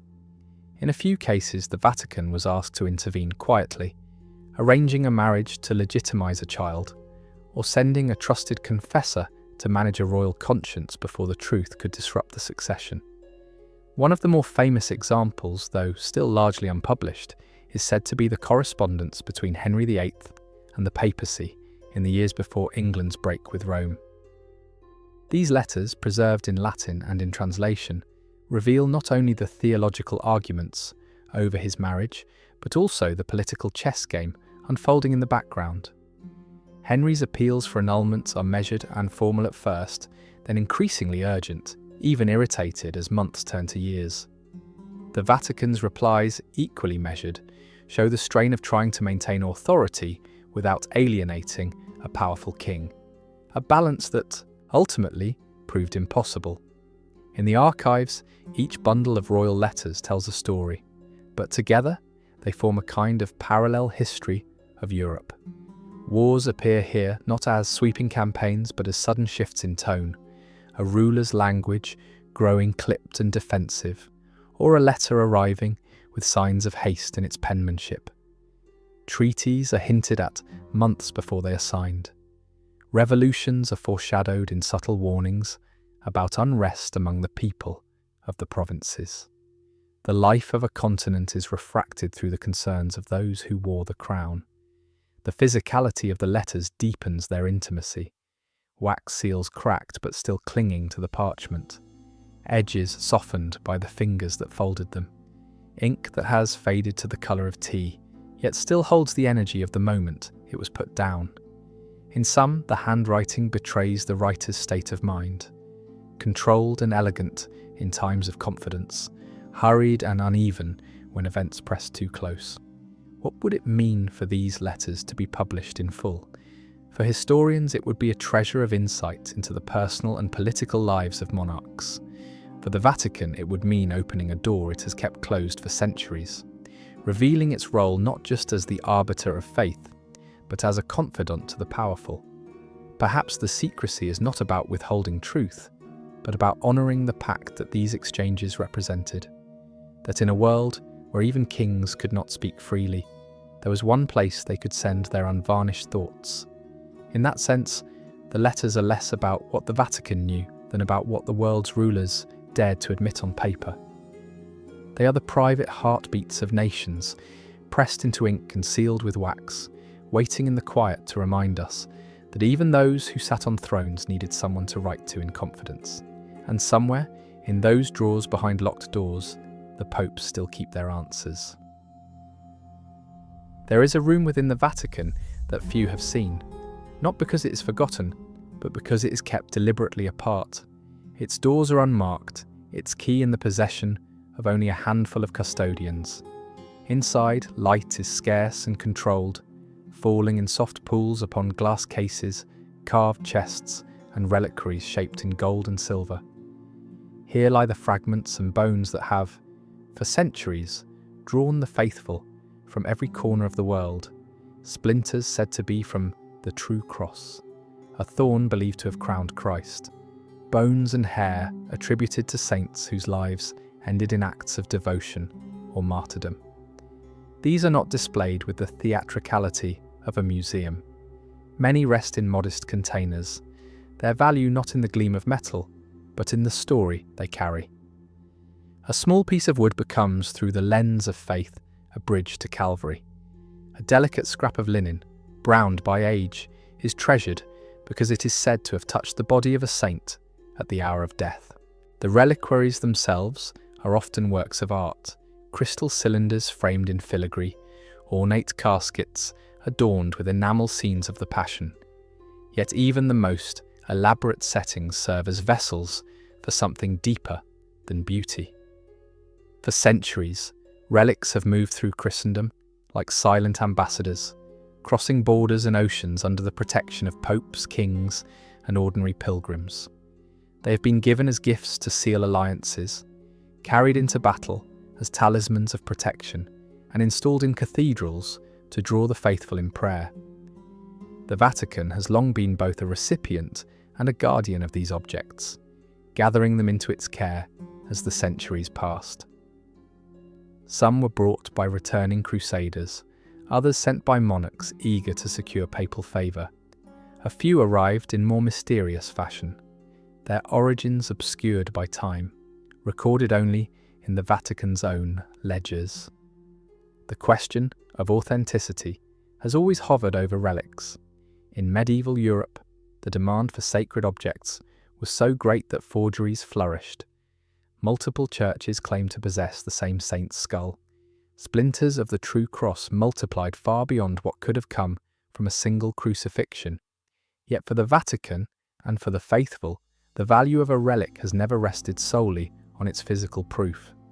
The relic is not a scientific specimen, it is a focal point for belief. It is the story, the tradition, and the centuries of devotion layered upon it that give it life. Within the locked room, these objects are not merely stored, they are preserved with a care that borders on reverence. Temperature and humidity are kept steady, cases sealed against the slow erosion of time.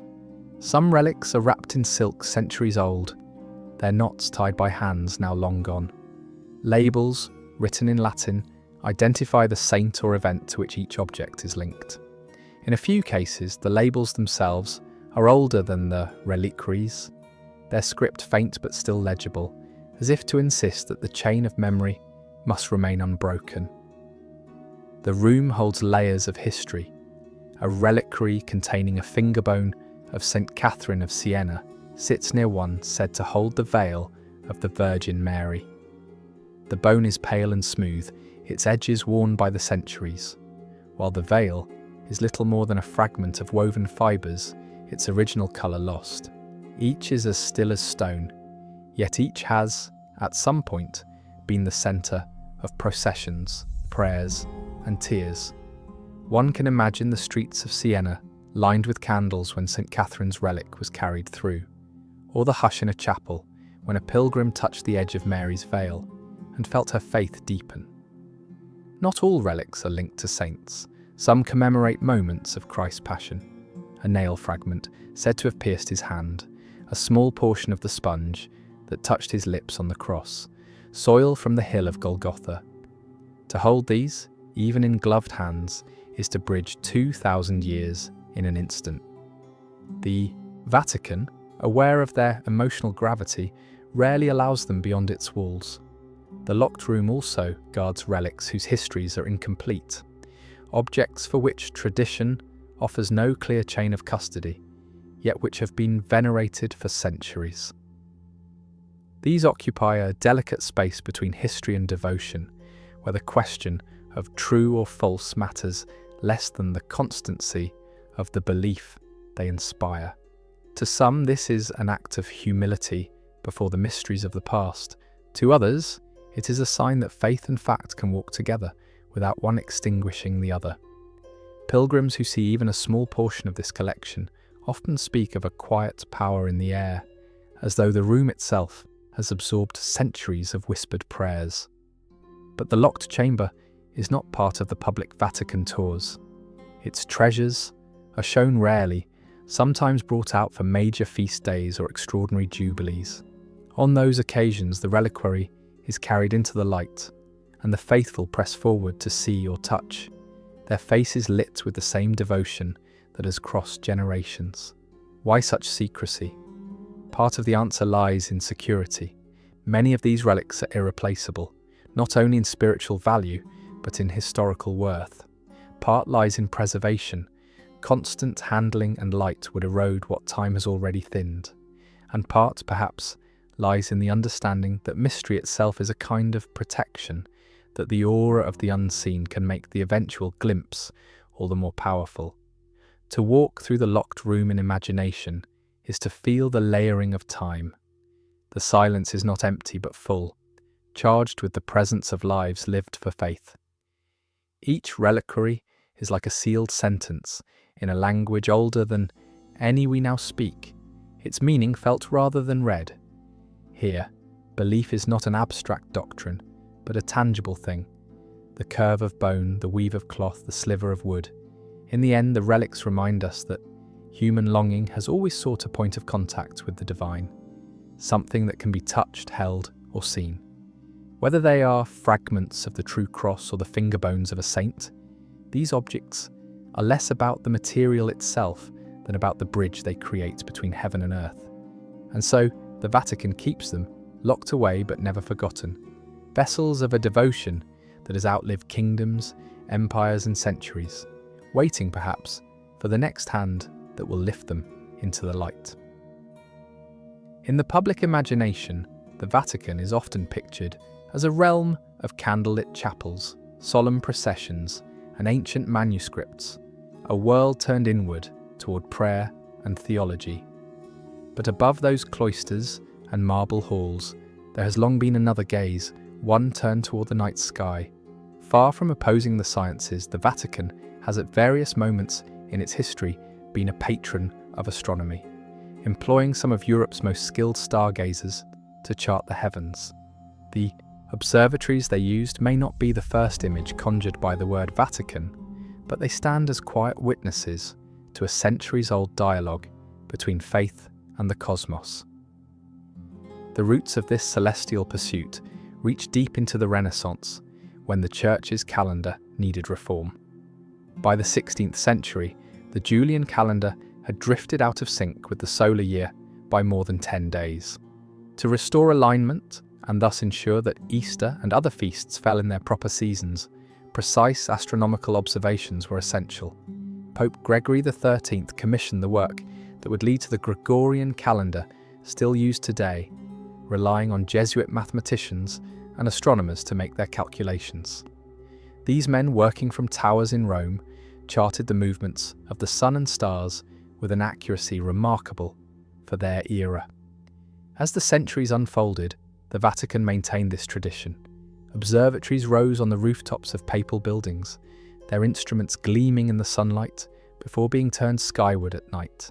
Telescopes, armillary spheres, and meridian lines became part of the Vatican's scientific toolkit. By the late 19th century, Pope Leo XIII formally established the Vatican Observatory to demonstrate that the Church supported genuine scientific inquiry. Its astronomers participated in international projects, mapping sections of the sky for the monumental Carte du Ciel, a photographic atlas of the heavens that required decades of exposure and meticulous plate measurement. But there has always been a quieter layer to this story. Some of the Vatican's astronomical work was public, its results shared in scientific journals. Other research, however, was conducted with little or no outside publication. Why? Partly because some studies intersected with questions the Church preferred to approach cautiously. The exact age of the universe, the arrangement of the cosmos before recorded history, and even the statistical probability of life beyond Earth. While the Vatican never officially forbade these inquiries, the dissemination of such findings was often weighed against their potential to stir theological debate. The Jesuit astronomers, disciplined and discreet, worked in this dual space, contributing to global science while also serving as internal advisors. They tracked comets, measured the spectra of distant stars, and studied meteorites in a collection that remains one of the finest in the world. They also monitored the shifting positions of the planets, keeping careful records that could be compared across decades and centuries. In their notebooks, alongside mathematical tables, one sometimes finds quiet reflections, a line of scripture, a note about the beauty of a particular dawn, a prayer offered before the telescope was turned toward its nightly task. One particularly intriguing chapter in this history concerns the Vatican's participation in early 20th century debates about Mars. At the time, some key astronomers believed they had detected canals on the planet's surface, straight lines that sparked speculation about intelligent life. The Vatican's observers examined Mars during its close approaches, recording details in sketches and photographic plates. Their reports, never widely published, suggested skepticism about the canal theory, but also refrained from outright dismissal. The drawings remain in the archives, fine pencil work showing the planet's dusky regions, and bright polar caps, each labelled in the careful Latin script of the order. By the mid-20th century, light pollution in Rome made serious astronomical observation increasingly difficult. The Vatican Observatory moved much of its work to Castel Gandolfo, the papal summer residence in the Alban Hills, where clearer skies offered better views. Here domes rose above the gardens, their telescopes trained on nebula and distant galaxies. In these quiet hills, the astronomers could work largely undisturbed, their nights punctuated only by the whir of tracking motors and the low murmur of calculations. Even today, the Vatican Observatory continues, now operating modern facilities in partnership with institutions abroad. Yet the archives still hold centuries of unpublished observations, records of eclipses, supernovae, and planetary motions documented by astronomers whose names never made the headlines. Why were these not shared? Sometimes because the data was intended for internal use, tied to calendar studies or liturgical planning. Sometimes because the observations were incomplete, awaiting confirmation that never came. And sometimes perhaps because their implications touched on questions the Church wished to explore privately before speaking publicly. Walking in imagination through the rooms where these old star charts and plates are stored, you would see the sky as it was centuries ago, constellations frozen in silvered glass, the trails of meteors etched in faint arcs. Some plates are marked with hand-drawn lines measuring the drift of a star across the years. Others bear small annotations about unusual colours or flickers. They are scientific documents, but they are also works of quiet art, each a record of a human gaze meeting the infinite. The story of the Vatican's hidden astronomers is not one of contradiction between faith and science, but of a more nuanced dance. For these men, the study of the heavens was an act of devotion, a way of reading another kind of scripture, one written in starlight instead of ink. They were not searching for signs to challenge belief, but for a deeper understanding of the creation they believed was divine. That some of their work remains unpublished is less an act of suppression than of guardianship, a recognition that not every discovery must be placed immediately before the world. In the stillness of those observatory domes, the line between prayer and measurement blurs. A lens is adjusted, a star comes into focus, a note is written in the log. Outside, the night sky continues its slow turning, as it has for all the centuries the Vatican has watched it. And somewhere in those locked drawers, the quiet research of generations waits, proof that even in the smallest country on earth, the universe has always been within reach. In the long and intricate roll call of pontiffs, there is one name that slips through like a shadow. It belongs to a man whose reign was so brief, so abruptly cut off, that for centuries his story was little more than a rumour in the margins of history. The Vatican's own lists acknowledge him only in passing, if at all, as though the fewer words committed to parchment, the better. His name, depending on the chronicler, was Benedict X, or perhaps he never truly held the title at all. What is agreed upon is that in the middle of the 11th century, a pope vanished. It was the year 1058, a time when the papacy was as much a political prize as a spiritual office. Rome's noble families jostled for influence, and the power of the German emperors hung over the city like a constant weather. When Pope Stephen IX died suddenly, the city's factions moved swiftly. The Crescenzi, a powerful Roman clan, pushed one of their own, a man named Giovanni Mincio, into the papal throne. He took the name Benedict X. To his supporters, it was a rightful election by the Roman clergy. To his opponents, it was a usurpation, a hasty coronation meant to keep the office in local hands before imperial forces could intervene. From the moment he donned the white robes, Benedict's position was precarious. Opposition gathered in the person of Gerard of Burgundy, backed by reformist cardinals and the imperial court. Within months, the rival claimant was proclaimed Pope Nicholas II, and Rome teetered on the brink of violence. The city's narrow streets, already thick with tension, became passageways for armed men and messengers bearing secret orders. Somewhere in this tightening web of power, Benedict slipped away. The official record grows thin here. Chroniclers disagree on where he went.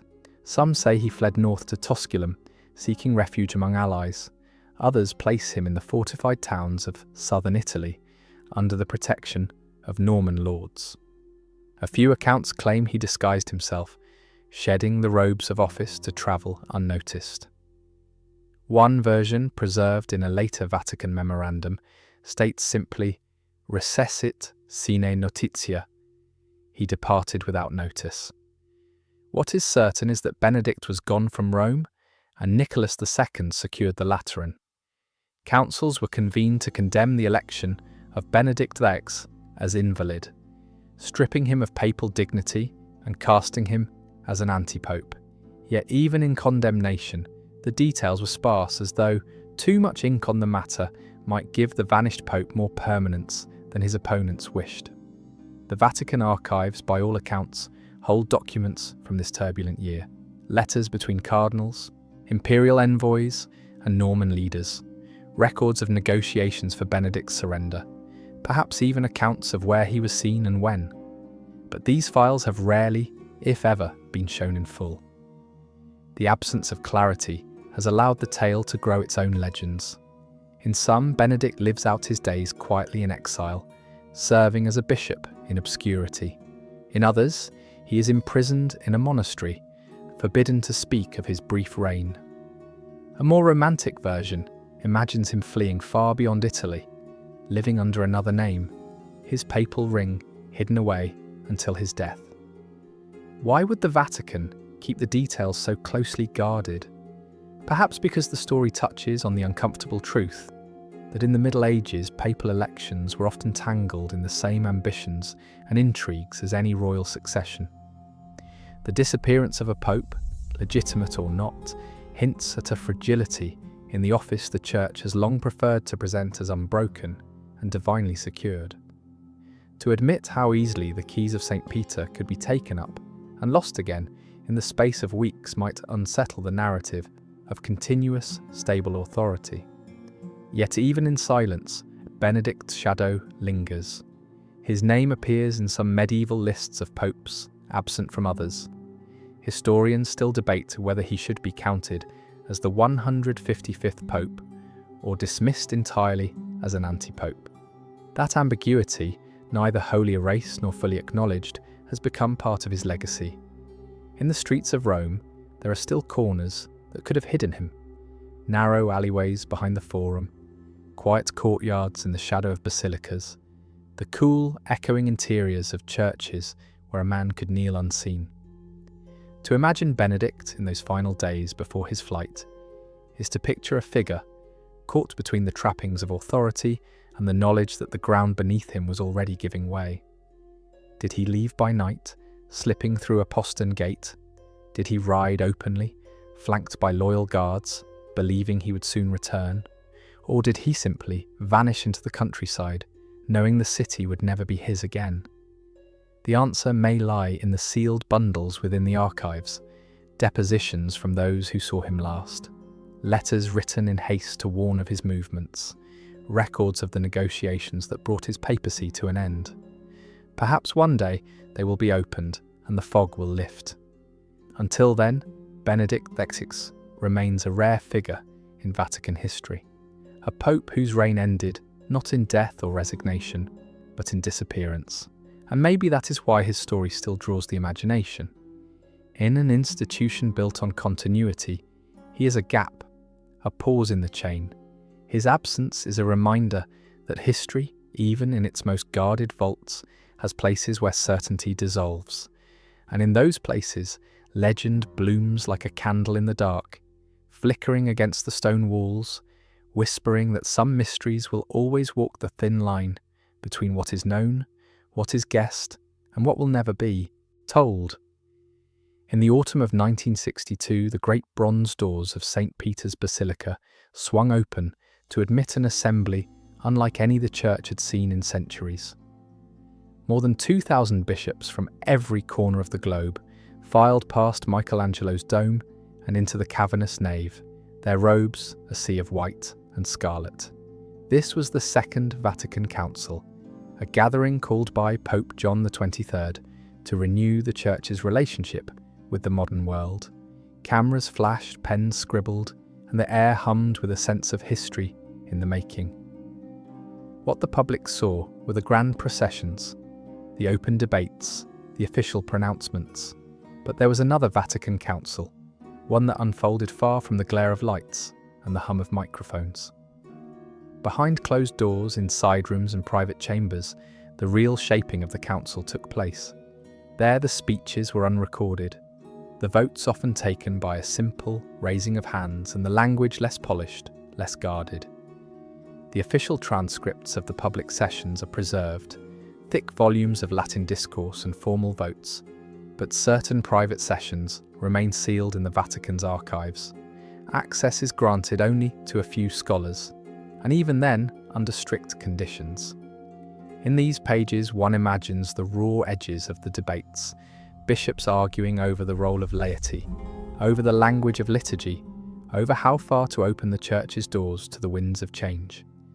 These were not abstract theological discussions, but deeply personal reckonings with tradition, authority, and the very identity of Catholicism. In the sealed accounts, there may be notes of tension between bishops from the global south and those from Europe, the former urging attention to poverty and justice, the latter focused on doctrine and ritual. There may be moments when voices rose, when a cardinal slammed a hand on the table, when an argument was halted not by resolution, but by the quiet intervention of a papal aide. The council is remembered as a time of unity and renewal, but unity, like faith itself, was forged in fire. Some of the most delicate discussions likely concerned the relationship between the Church and the modern state. The world outside was in flux. The Cold War, decolonization, social revolutions that challenged old hierarchies. How should the Church respond to communist regimes that suppressed religion? How should it address religious freedom without diluting the claim of Catholic truth? These were not questions for public flourish. They demanded careful strategic speech, words chosen for their ability to travel quietly from Rome to every diocese without provoking backlash. There were also debates about the liturgy, particularly the shift from Latin to vernacular languages.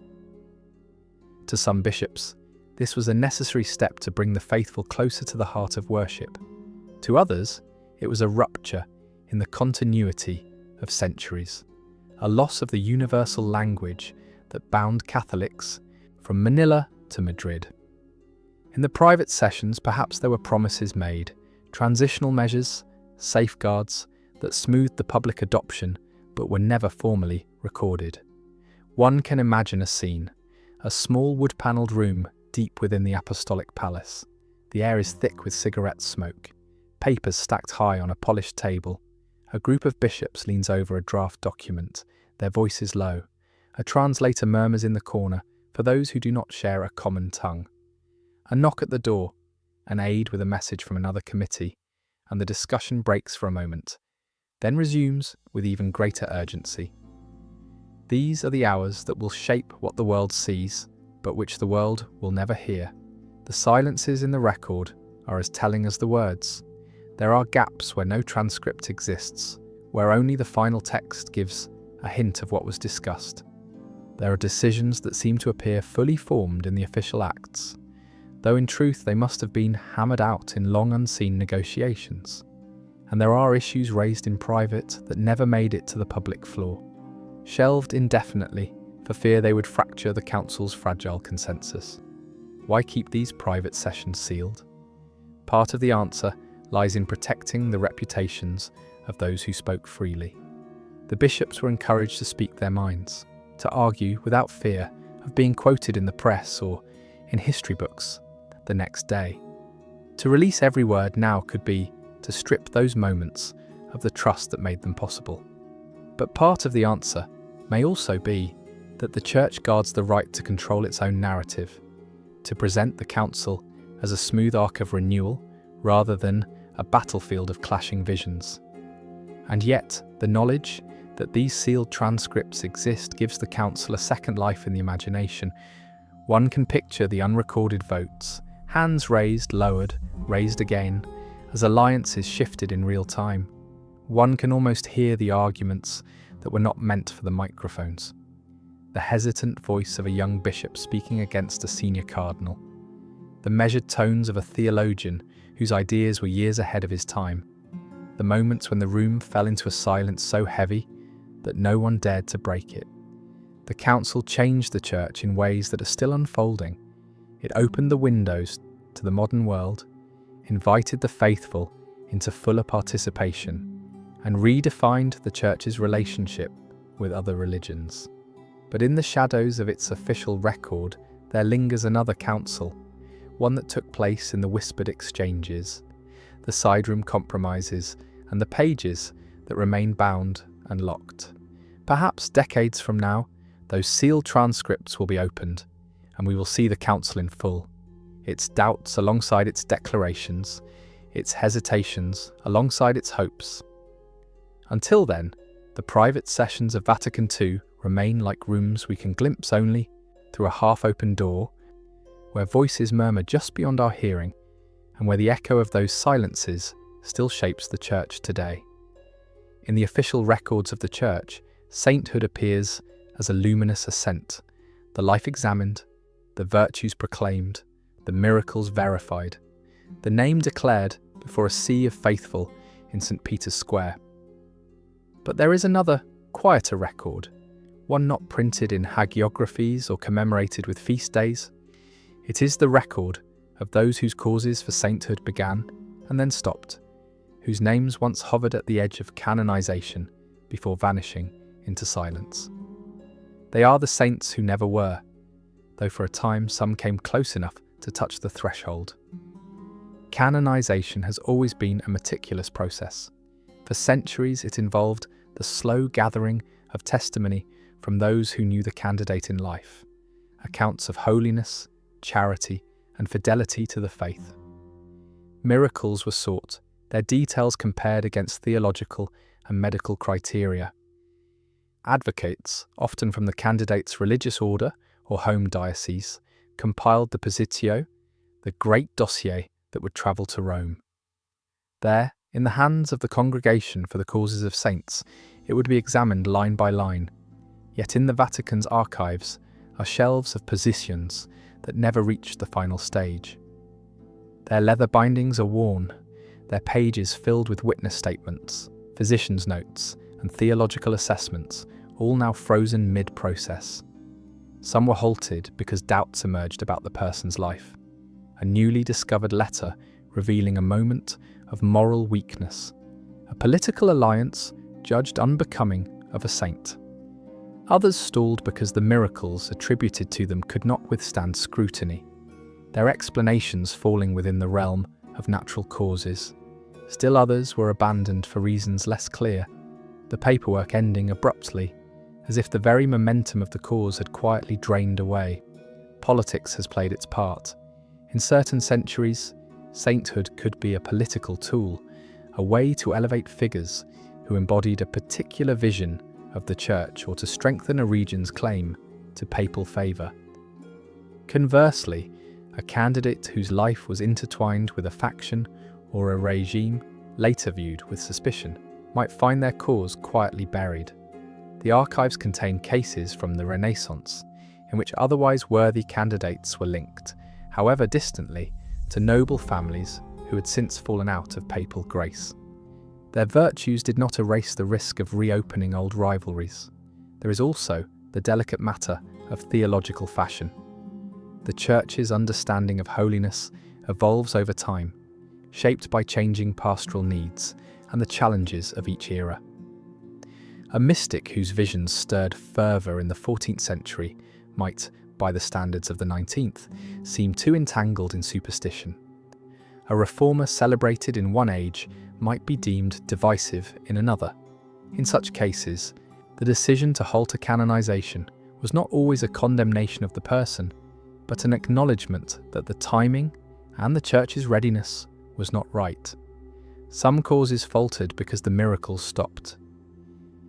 In the tradition of canonization, miracles are not merely signs of divine favour, they're confirmations that the candidate's intercession continues after death. Without them, the Church hesitates to declare someone a saint. In the archives are poignant cases where early reports of healings and wonders faded over time, as if the voice calling for recognition grew too quiet to be heard above the others. And then there are the forgotten. Their causes began in earnest, witnesses interviewed, relics authenticated, virtues documented. But somewhere along the way, interest waned. Perhaps the advocates for the cause died, and no one stepped forward to take their place. Perhaps the diocese that had once championed the cause turned its attention to another figure, one whose life resonated more immediately with contemporary needs. These abandoned causes are like half-built chapels. The foundation laid, the walls begun, but the roof never set in place. Yet to walk through the section of the archives where these causes are stored is to realise that erasure is not always complete. The names are still there, written on the spines of the bound dossiers, the seals still pressed into the paper. In their unfinished state, these candidates occupy a strange kind of memorial space, remembered not as saints, but as those who were once considered close enough to join their ranks. The stories of their lives still live in the testimony of those who knew them, in the relics preserved in small cases, in the prayers that may still be offered quietly at their graves. Some archivists speak, discreetly, of cases that could yet be revived. The Church allows for the reopening of a cause if new evidence emerges, or if devotion to the candidate flourishes anew. There are examples, rare but real, of names set aside for centuries before being brought forward again. In such moments, the Vatican's careful preservation of even halted causes shows its wisdom. Silence is not the same as rejection, and time has a way of reshaping how holiness is seen. There is also an unspoken truth that runs through these shelves. Sainthood, as the Church defines it, is not the only measure of sanctity. Many of the saints who never were lived lives of great faith and service. Their stories, if less widely told, still inspire those who know them. Their absence from the liturgical calendar does not erase the lives they touched or the example they set. In some ways, their obscurity makes their memory more intimate, belonging not to the universal church but to the small communities that hold their names close. To imagine one of these candidates is to picture a life lived with quiet devotion, a nun tending the sick in a plague-ridden city, a missionary who died in heat, obscurity in a distant land, a parish priest whose sermon stirred not revolutions but deeper kindness in his congregation. Their holiness was no less real for being left uncanonized. It simply remained rooted in the places and people who knew them, rather than lifted onto the global stage. In the end, the saints who never were form their own kind of fellowship, a litany unspoken, a procession unseen. The Vatican keeps their records not as a gallery of failures, but as an acknowledgement that the journey toward recognition is as subject to the currents of history as any human endeavour. In those bound volumes there is no bitterness, only the stillness of waiting. And perhaps that is its own form of sainthood, a life given wholly to God, remembered by a few, resting quietly until the Church, or perhaps heaven itself, chooses to speak their name again. In the long corridors of the Apostolic Palace, there are offices whose doors rarely stand open, where the lights burn late into the night and the curtains are always drawn. This is the world of the Vatican's diplomats, priests trained not only in theology, but in the subtleties of negotiation, men whose vocation unfolds as much in whispers as in prayers. They move quietly across continents, their presence rarely noted in newspapers, their names often absent from official communiqué. In their briefcases, they carry letters, treaties, and sometimes nothing more than the authority of the Holy See to listen, to mediate, to nudge events away from a brink the public never sees. Some of these missions end in success. A ceasefire arranged, a prisoner released, a fragile alliance held together long enough to matter. Others end in failure, their efforts swallowed by the larger forces of war or politics. And then there are the missions that succeed in ways so quiet they remain invisible. A tense meeting smoothed by a single private assurance, an inflammatory speech quietly rewritten at the request of a papal envoy. In these cases, silence itself becomes the measure of success. For if nothing is reported, it means the crisis has passed without leaving a mark on the world's memory. The archives contain the traces of such work, sealed envelopes addressed in an elegant hand, telegrams marked urgent but written in deliberately neutral language, memoranda summarizing conversations that took place in unrecorded rooms. To read them is to enter a world where words are chosen like pieces on a chessboard, each move calculated not for immediate effect, but for what it might prevent. There is a certain discipline in this diplomacy, to speak only as much as needed, to reveal nothing that could be used as leverage by another, to keep the confidence of all parties without becoming the instrument of any. Yet the art of silence carries its own risks. To those within the Vatican, restraint is a virtue. It protects trust, maintains neutrality, and leaves space for dialogue where confrontation would close the door. But to those outside, silence can look like indifference, or worse, complicity. In moments of crisis, when the world expects a moral voice to speak clearly, the absence of public condemnation can wound as deeply as an open endorsement. History remembers not only the words spoken, but also the ones withheld. One such episode, glimpsed only in fragments of correspondence, concerns a border conflict in the late 20th century between two small nations. The Vatican's envoy met privately with both sides, urging de-escalation, offering to host talks on neutral ground. In the end, the war did not come, but there was no public statement from Rome, no announcement of intervention. The credit went elsewhere, to neighbouring states, to international organisations. In the eyes of the Vatican, that was as it should be. The goal was peace, not recognition. But for the families in those border towns, it was as if no one had acted at all. There are other cases where silence proved more dangerous. In the early years of a civil conflict in Africa, local bishops pleaded for the Vatican to condemn the ruling regime's violence. Instead, the Secretariat of State issued cautious, general appeals for peace, avoiding any direct criticism. The reason, internal memoranda suggest, was fear of expulsion. Naming the regime might have closed the country's churches and left its people without the sacraments.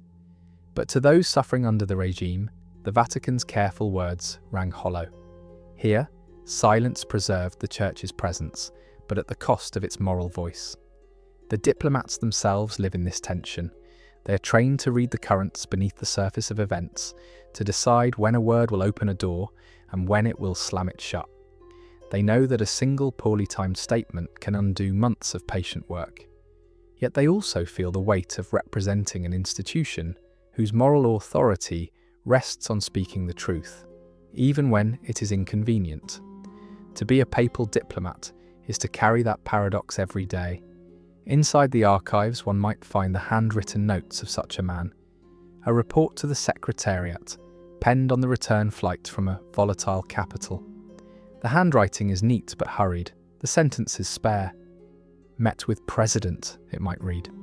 Agreed in principle to halt reprisals if opposition suspends demonstrations. Suggested mediator, acceptable to both sides. Outcome uncertain. Nowhere in the notes is the diplomat's own fear recorded, the fear that either side might break the agreement, that silence might be mistaken for acquiescence, that his mission might vanish into the category of things no one will ever know happened. The Vatican's diplomatic corps is one of the smallest in the world, yet its reach is vast. Because it's not bound by territory, its influence depends entirely on relationships, on trust built quietly over years. And trust, like glass, is easily shattered. Once broken, it is almost impossible to restore. For this reason, silence is often chosen over speech, but silence is a double-edged blade. Perhaps that is why so many of these stories remain in the archives, sealed in drawers that will not be opened for decades. Some are withheld to protect the living, others to preserve the delicate threads of ongoing relationships.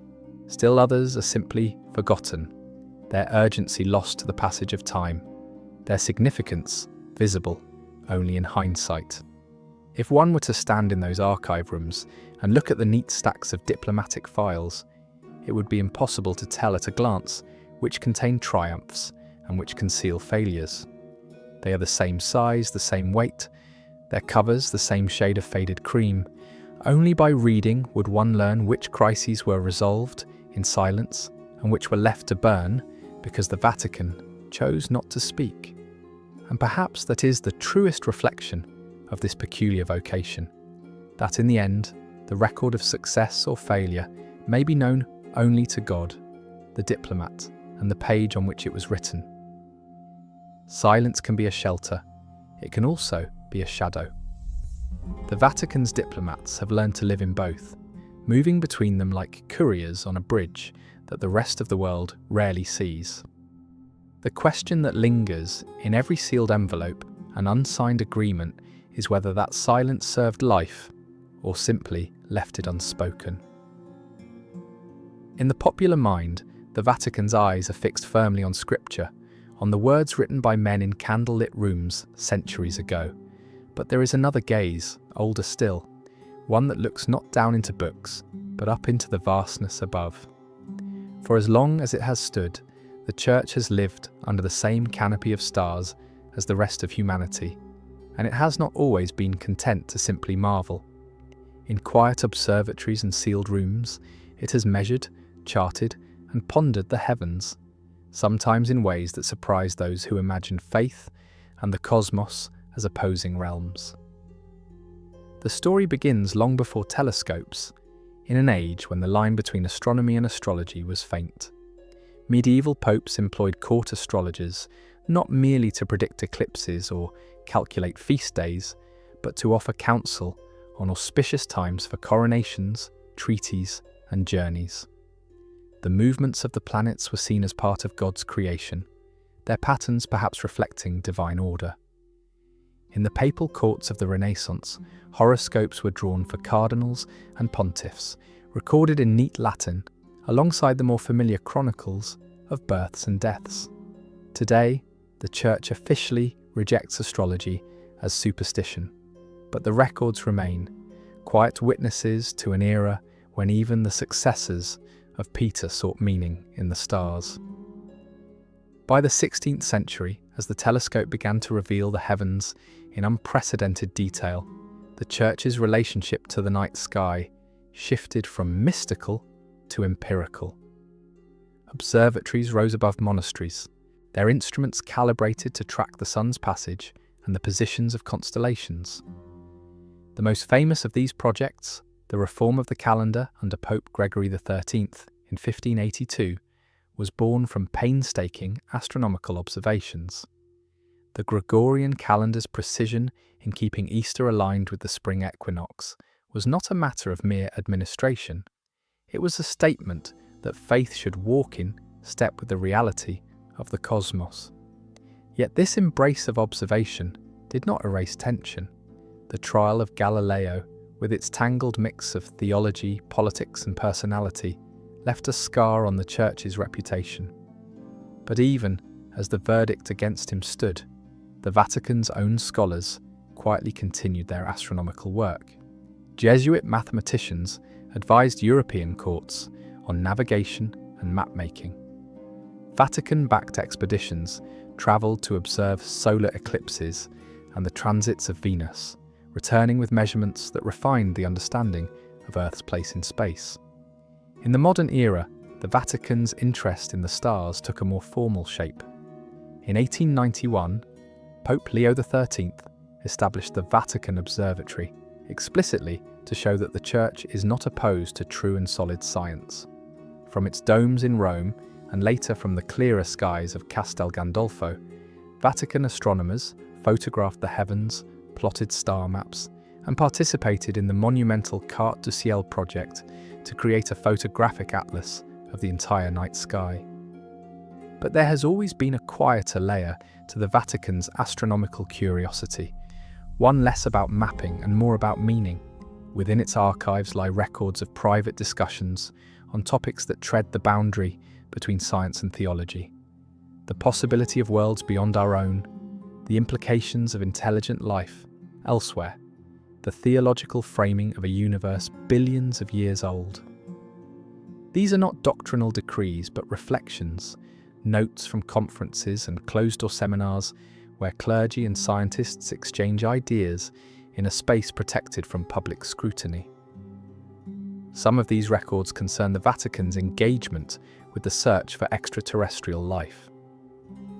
In the mid-20th century, as radio astronomy began listening for signals from distant stars, the Vatican Observatory took part in quiet collaborations with international research groups. Jesuit astronomers, trained in both astrophysics and philosophy, considered how the discovery of alien life, microbial or intelligent, would fit within Catholic teaching. Their notes reveal neither fear nor rejection, but a readiness to expand theological horizons. If God created the universe, they reasoned, why should his creation be limited to Earth? At the same time, the Vatican has guarded its own history with astrology and other forbidden sciences, preserving manuscripts in the archives that trace planetary positions alongside papal decisions. Some are kept for their historical value, others perhaps because they offer a record of how the Church navigated the shifting line between faith and observation. These documents, brittle with age, show charts drawn in ink faded to sepia, annotations in the margins debating the accuracy or meaning of a prediction. They are reminders that the Church's relationship with the stars has never been purely one of denial or embrace. It has been a dialogue, sometimes tense, sometimes fruitful, always evolving. In Castel Gandolfo today, the Vatican's telescopes still turn toward the heavens. Their domes open in the night air, and CCD cameras replace the photographic plates of the past. Astronomers in clerical collars adjust focus, log observations, and share data with colleagues across the globe. Much of their work is published openly, studies of meteorites, surveys of galaxies, but some projects remain internal, their scope or subject reserved for private discussion. The reasons vary: a desire to verify results before public release, the need to consult theological authorities on potential implications, or simply the Vatican's tradition of discretion in matters not yet ripe for the world's ears. To stand in one of those domes as the telescope turns is to feel the paradox at the heart of this work. On one hand, here is an institution rooted in ancient scripture, its foundation stories set in a world that believed the earth was fixed and central.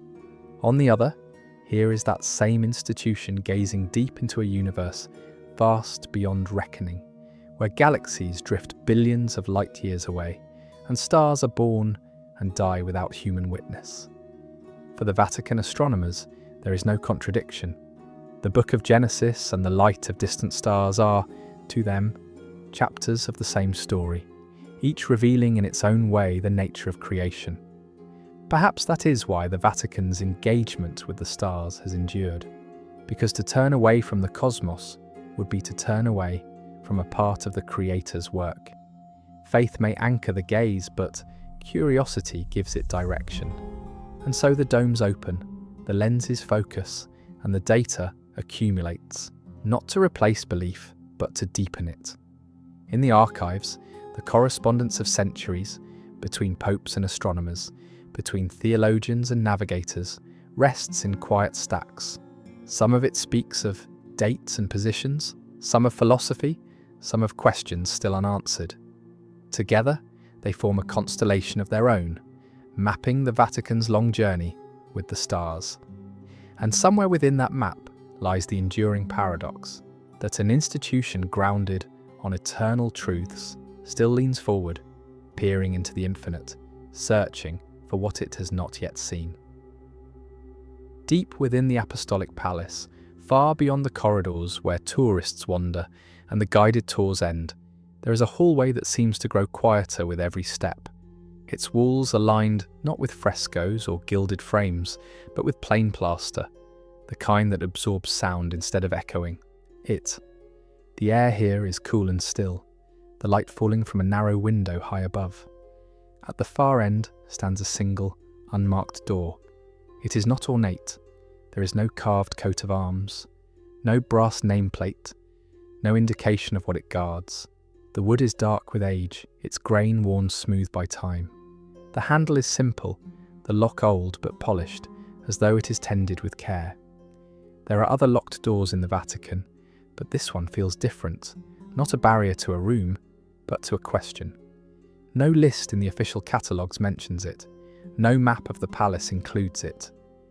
Archivists who have worked their entire careers here speak of it only in passing, if at all, and always with a certain precision of tone, neither confirming nor denying, simply acknowledging that it is there.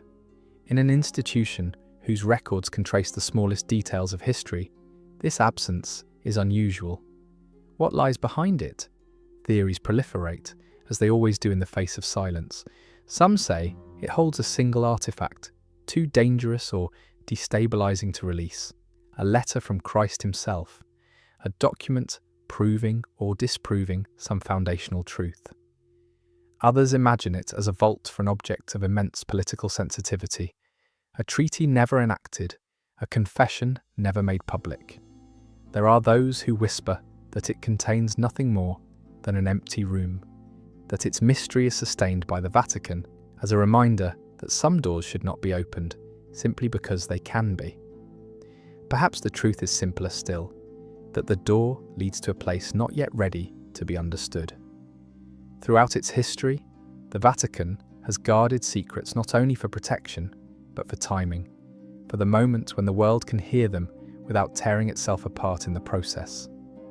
In this way, secrecy is not a wall, but a kind of waiting. If one imagines standing before the door, the temptation to try the handle would be almost overwhelming. But here, the act of opening is not a matter of force. The key, if it exists, is likely kept with others, each labelled in the careful hand of an archivist. Keys in the Vatican are not given lightly. They are passed on, as much a trust as a tool, and perhaps this one is never used. In the mind's eye, it is easy to picture the ritual that might precede entry. A custodian approaches in the evening, when the palace is quiet. He holds the key in his palm for a moment, feeling its weight. He places it in the lock, turns it just enough to feel the first resistance, and then stops. The door remains closed. He walks away. The mystery remains intact. The act is less about keeping people out than about keeping the question alive. This is, perhaps, the greatest secret the Vatican keeps, that not all mysteries exist to be solved. Some endure to remind us that there are still things we do not know, and may never know. In a world increasingly impatient for answers, the last locked door stands as a quiet contradiction, a refusal to yield its story, until the time is right, if that time ever comes. And so our journey ends here, not with a revelation, but with an image. The cool stone underfoot, the dim light in the corridor, the key turning just enough to catch, then pausing. Behind the door is whatever you believe it to be, a truth that would change everything, or nothing at all. The silence is the same, either way. As you walk back through the palace, past the rooms we have visited in thought, the archives, the reliquaries, the council chambers, the observatories, the sense lingers that every locked door is less about what is kept and more about why it is kept. Some secrets are protection, some are burden, and some are simply not yet ready to be heard. Perhaps one day the key will turn all the way. Until then, the door waits unmarked in the quiet heart of the Vatican, its secret kept not by walls and locks alone, but by the patient understanding that mystery, in the right measure, is its own form of truth.